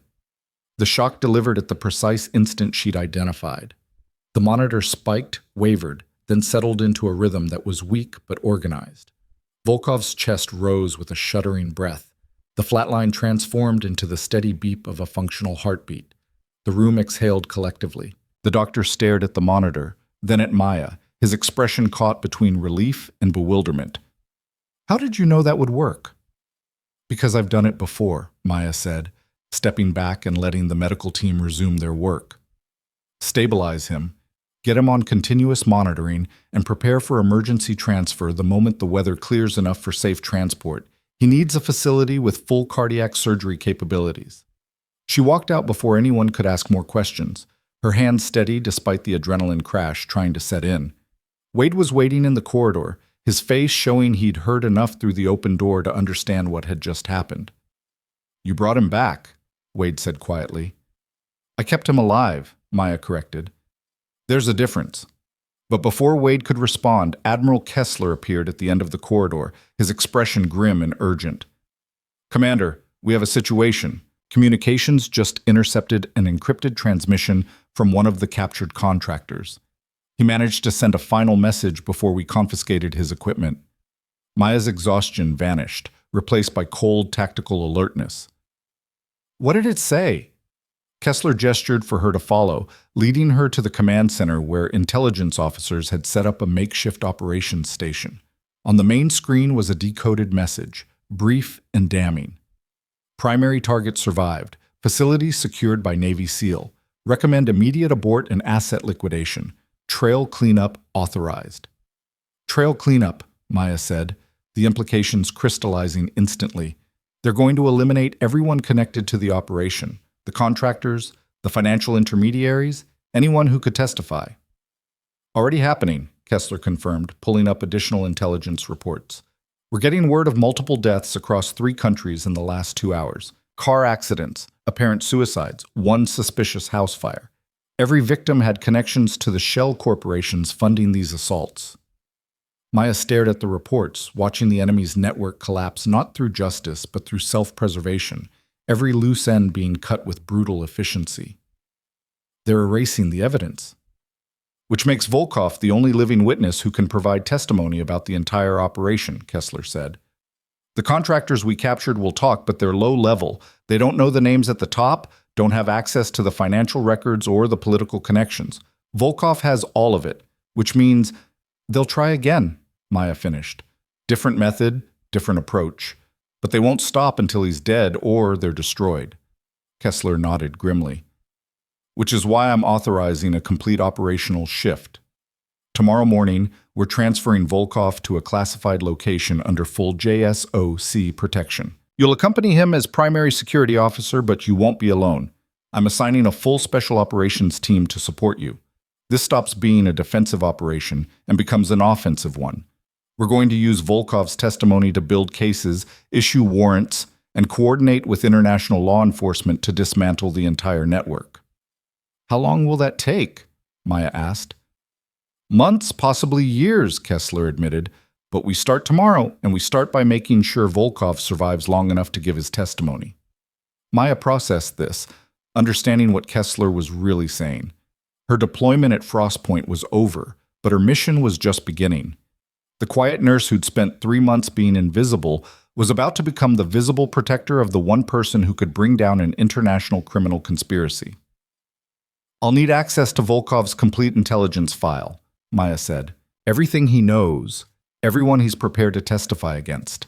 I can't protect him effectively if I don't understand the full scope of the threat. You'll have it by 0600, Kessler promised. Get some rest, Commander. Tomorrow's going to be complicated. Maya left the command center and returned to her quarters, but sleep felt impossible. Her mind was still running through scenarios, analyzing threats, calculating probabilities. She'd saved Volkov's life twice tonight, once from assassins, once from his own failing heart. But how many more times would she need to save him before this ended? How many more attacks would come before the people hunting him finally gave up or got caught? She sat on the edge of her bed, letting the exhaustion settle into her bones, feeling the weight of everything that had happened. 3 months of invisibility, 3 nights of combat, and now an indefinite future as the shield between one man and everyone who wanted him dead. It wasn't what she'd signed up for when she'd accepted this assignment, but it was what the mission had become. Her encrypted communicator buzzed. She checked it, found a message from her commanding officer at DevGru.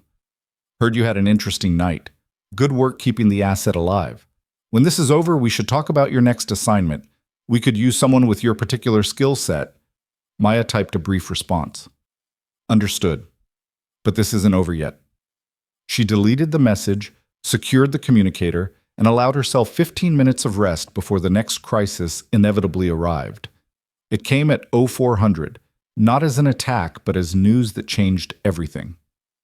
Wade found her in the cafeteria, where she'd gone to grab coffee and food that tasted like cardboard but provided necessary fuel. His face was tight with barely contained excitement. Commander, you need to see this. Intelligence just cracked the encrypted files from the contractor's equipment. They found something massive.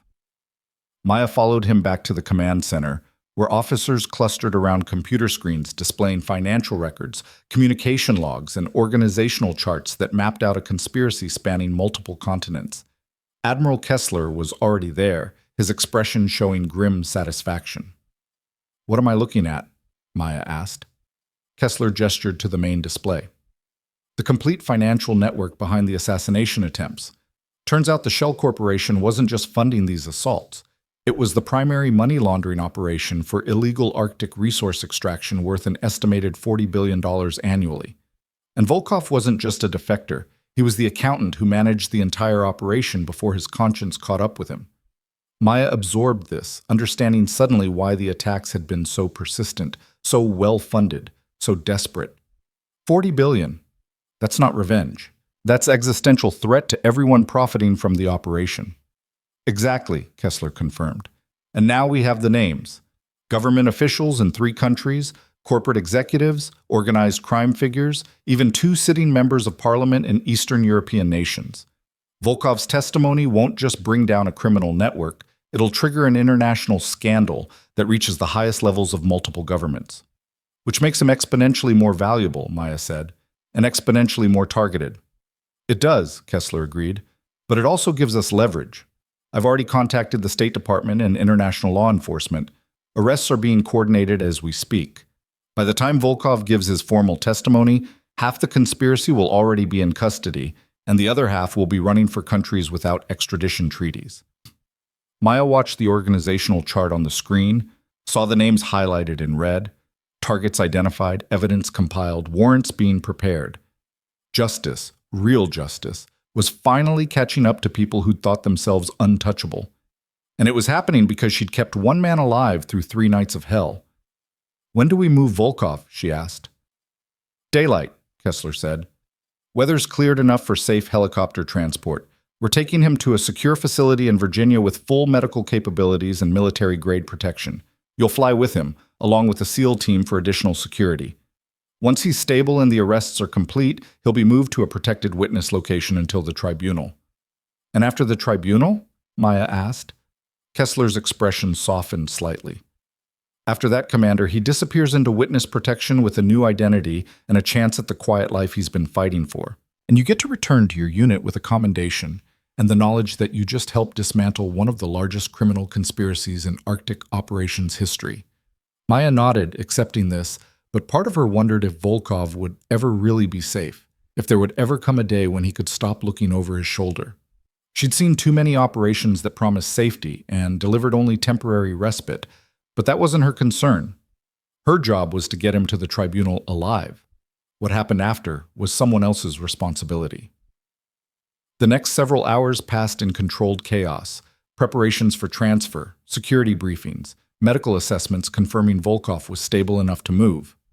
Maya spent most of it coordinating with the SEAL team that would accompany them, professional operators she'd worked with before, people who understood the stakes and could be trusted to execute under pressure. By 0700, the sun had risen over Frost Point, casting long shadows across the snow-covered landscape that looked almost peaceful in the morning light. The scars of last night's battle were everywhere: damaged walls, broken windows, the stains that cleaning crews were already working to remove.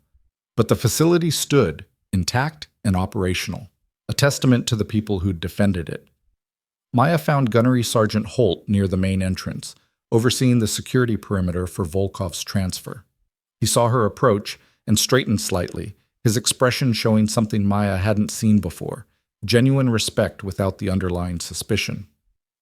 "Commander," he said, "I wanted to thank you before you left. My Marines are alive because of your actions. That's not something I'll forget." "They're alive because they're well-trained and they held the line when it mattered," Maya said. "I just gave them the strategy." Holt shook his head slightly. "You did more than that. You turned a defensive disaster into a tactical victory. And you did it by being someone nobody expected, operating in ways nobody anticipated. That's the kind of asymmetric warfare that wins battles." He extended his hand. "It was an honor serving with you, Commander." Maya shook his hand, the gesture carrying weight beyond the brief contact. "The honor was mine, Gunnery Sergeant." She moved on, making final checks, ensuring every detail was covered. The helicopter arrived precisely on schedule, rotors cutting through the cold air, medical personnel standing ready to transfer Volkov with minimal exposure. Maya watched them load him carefully, saw him conscious and alert despite his ordeal, his eyes finding hers through the helicopter's window. She climbed in beside him, the SEAL team taking positions around the interior, weapons ready but pointed down, professional vigilance without unnecessary aggression. The pilot gave her a thumbs up, and they lifted off, Frost Point shrinking below them, the facility that had been her home and battlefield for 3 months, becoming just another installation in the vast Alaskan landscape. Volkov watched her with an expression that mixed gratitude and curiosity. "Commander Torrance," he said, his voice still weak but steady, "I never properly thanked you for saving my life. Multiple times, if I'm counting correctly." "It's my job," Maya said simply. "Perhaps," Volkov said, "but I think it's more than that. You could have operated within strict protocols, maintained defensive positions, called for backup and waited. Instead, you hunted them through the building like they were prey. That's not just duty, that's conviction." Maya met his eyes, considering her response.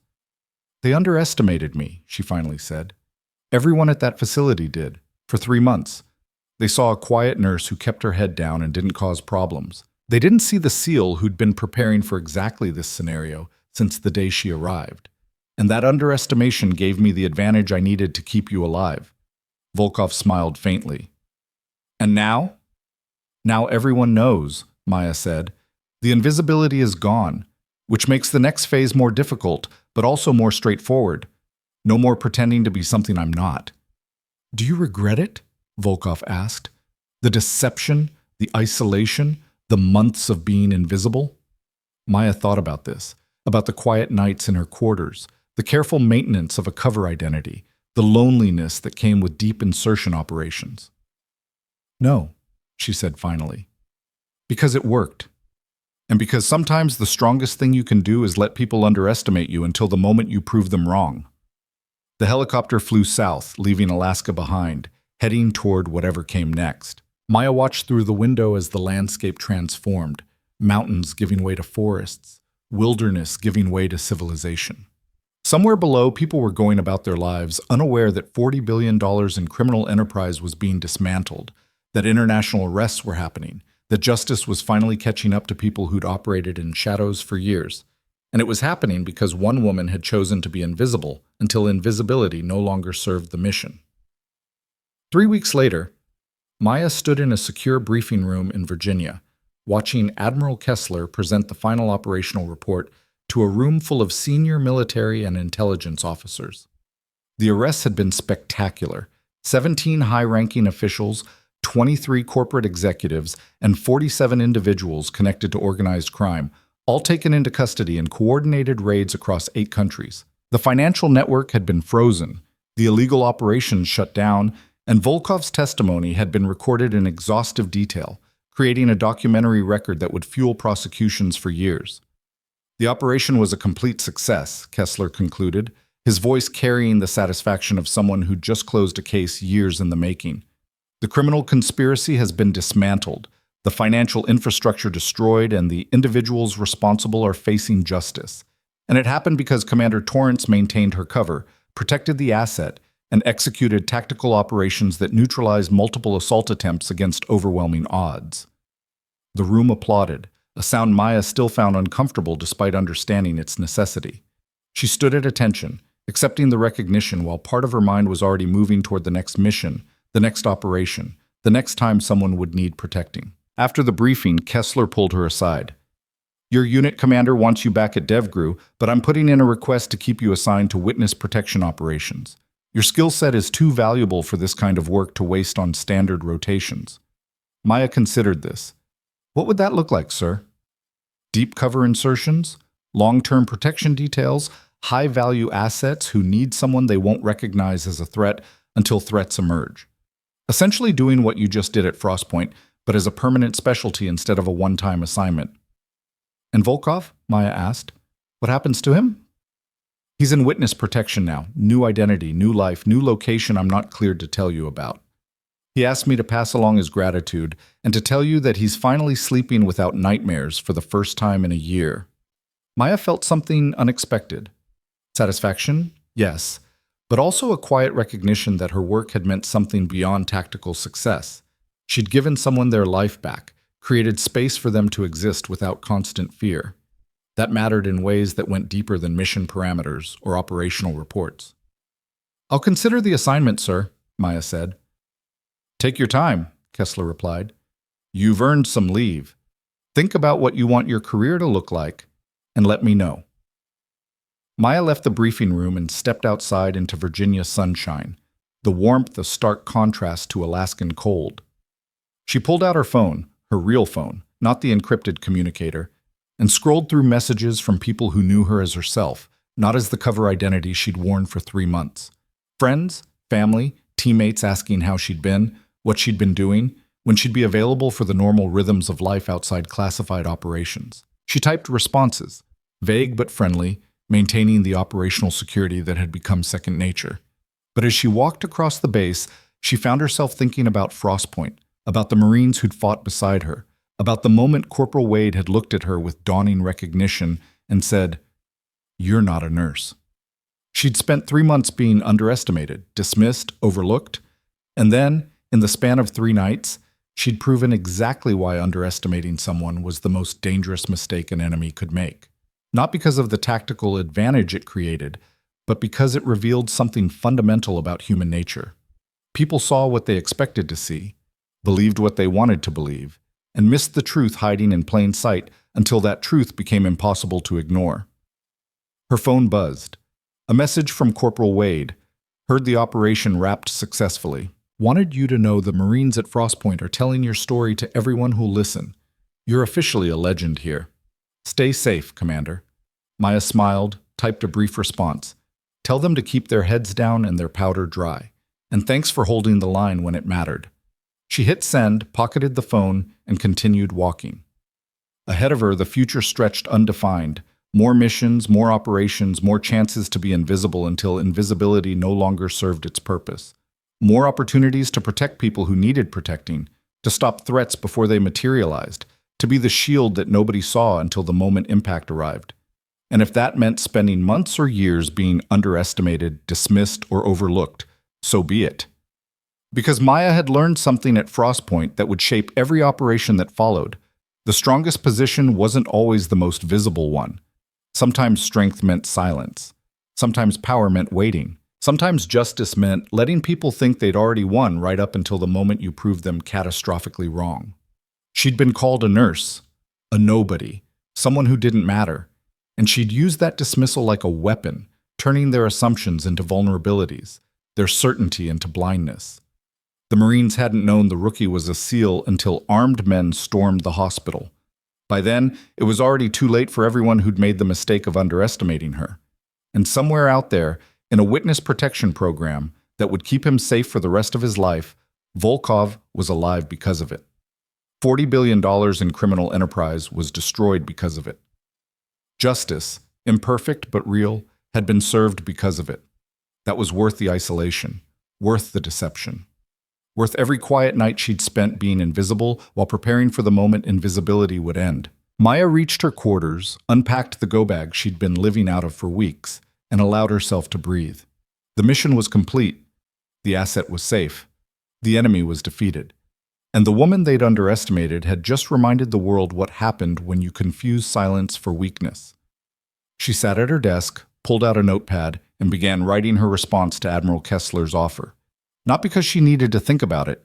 She'd already made her decision somewhere between Frostpoint and here, between invisibility and recognition, between being dismissed and being remembered. She would accept the assignment. She would continue doing this work, protecting people who needed protection, operating in shadows until shadows no longer served the mission, because this was what she was built for, trained for, called to do. And because somewhere out there, someone else would need a protector who looked like nothing threatening, who moved like silence, who struck like thunder from clear skies. Someone would underestimate the quiet woman again. And they would learn, just like the contractors at Frostpoint had learned, just like every enemy who made that mistake learned eventually. The most dangerous person in the room was often the one nobody noticed until it was far too late to matter. Maya finished writing, sealed the response, and set it aside to deliver tomorrow. Tonight, she would rest. Tomorrow, she would return to the work. And always, she would be ready for the moment when invisibility ended and action began. Because that was who she was. Not the nurse they'd overlooked, not the contractor they'd dismissed, not the quiet woman they'd forgotten about. She was Lieutenant Commander Maya Torrance, Navy SEAL, and she'd just shown the world that sometimes the strongest shield was the one you never saw coming until it stood between you and everything you'd been fighting to protect. The Marines hadn't known the rookie was a SEAL, but they knew now, and they would never forget.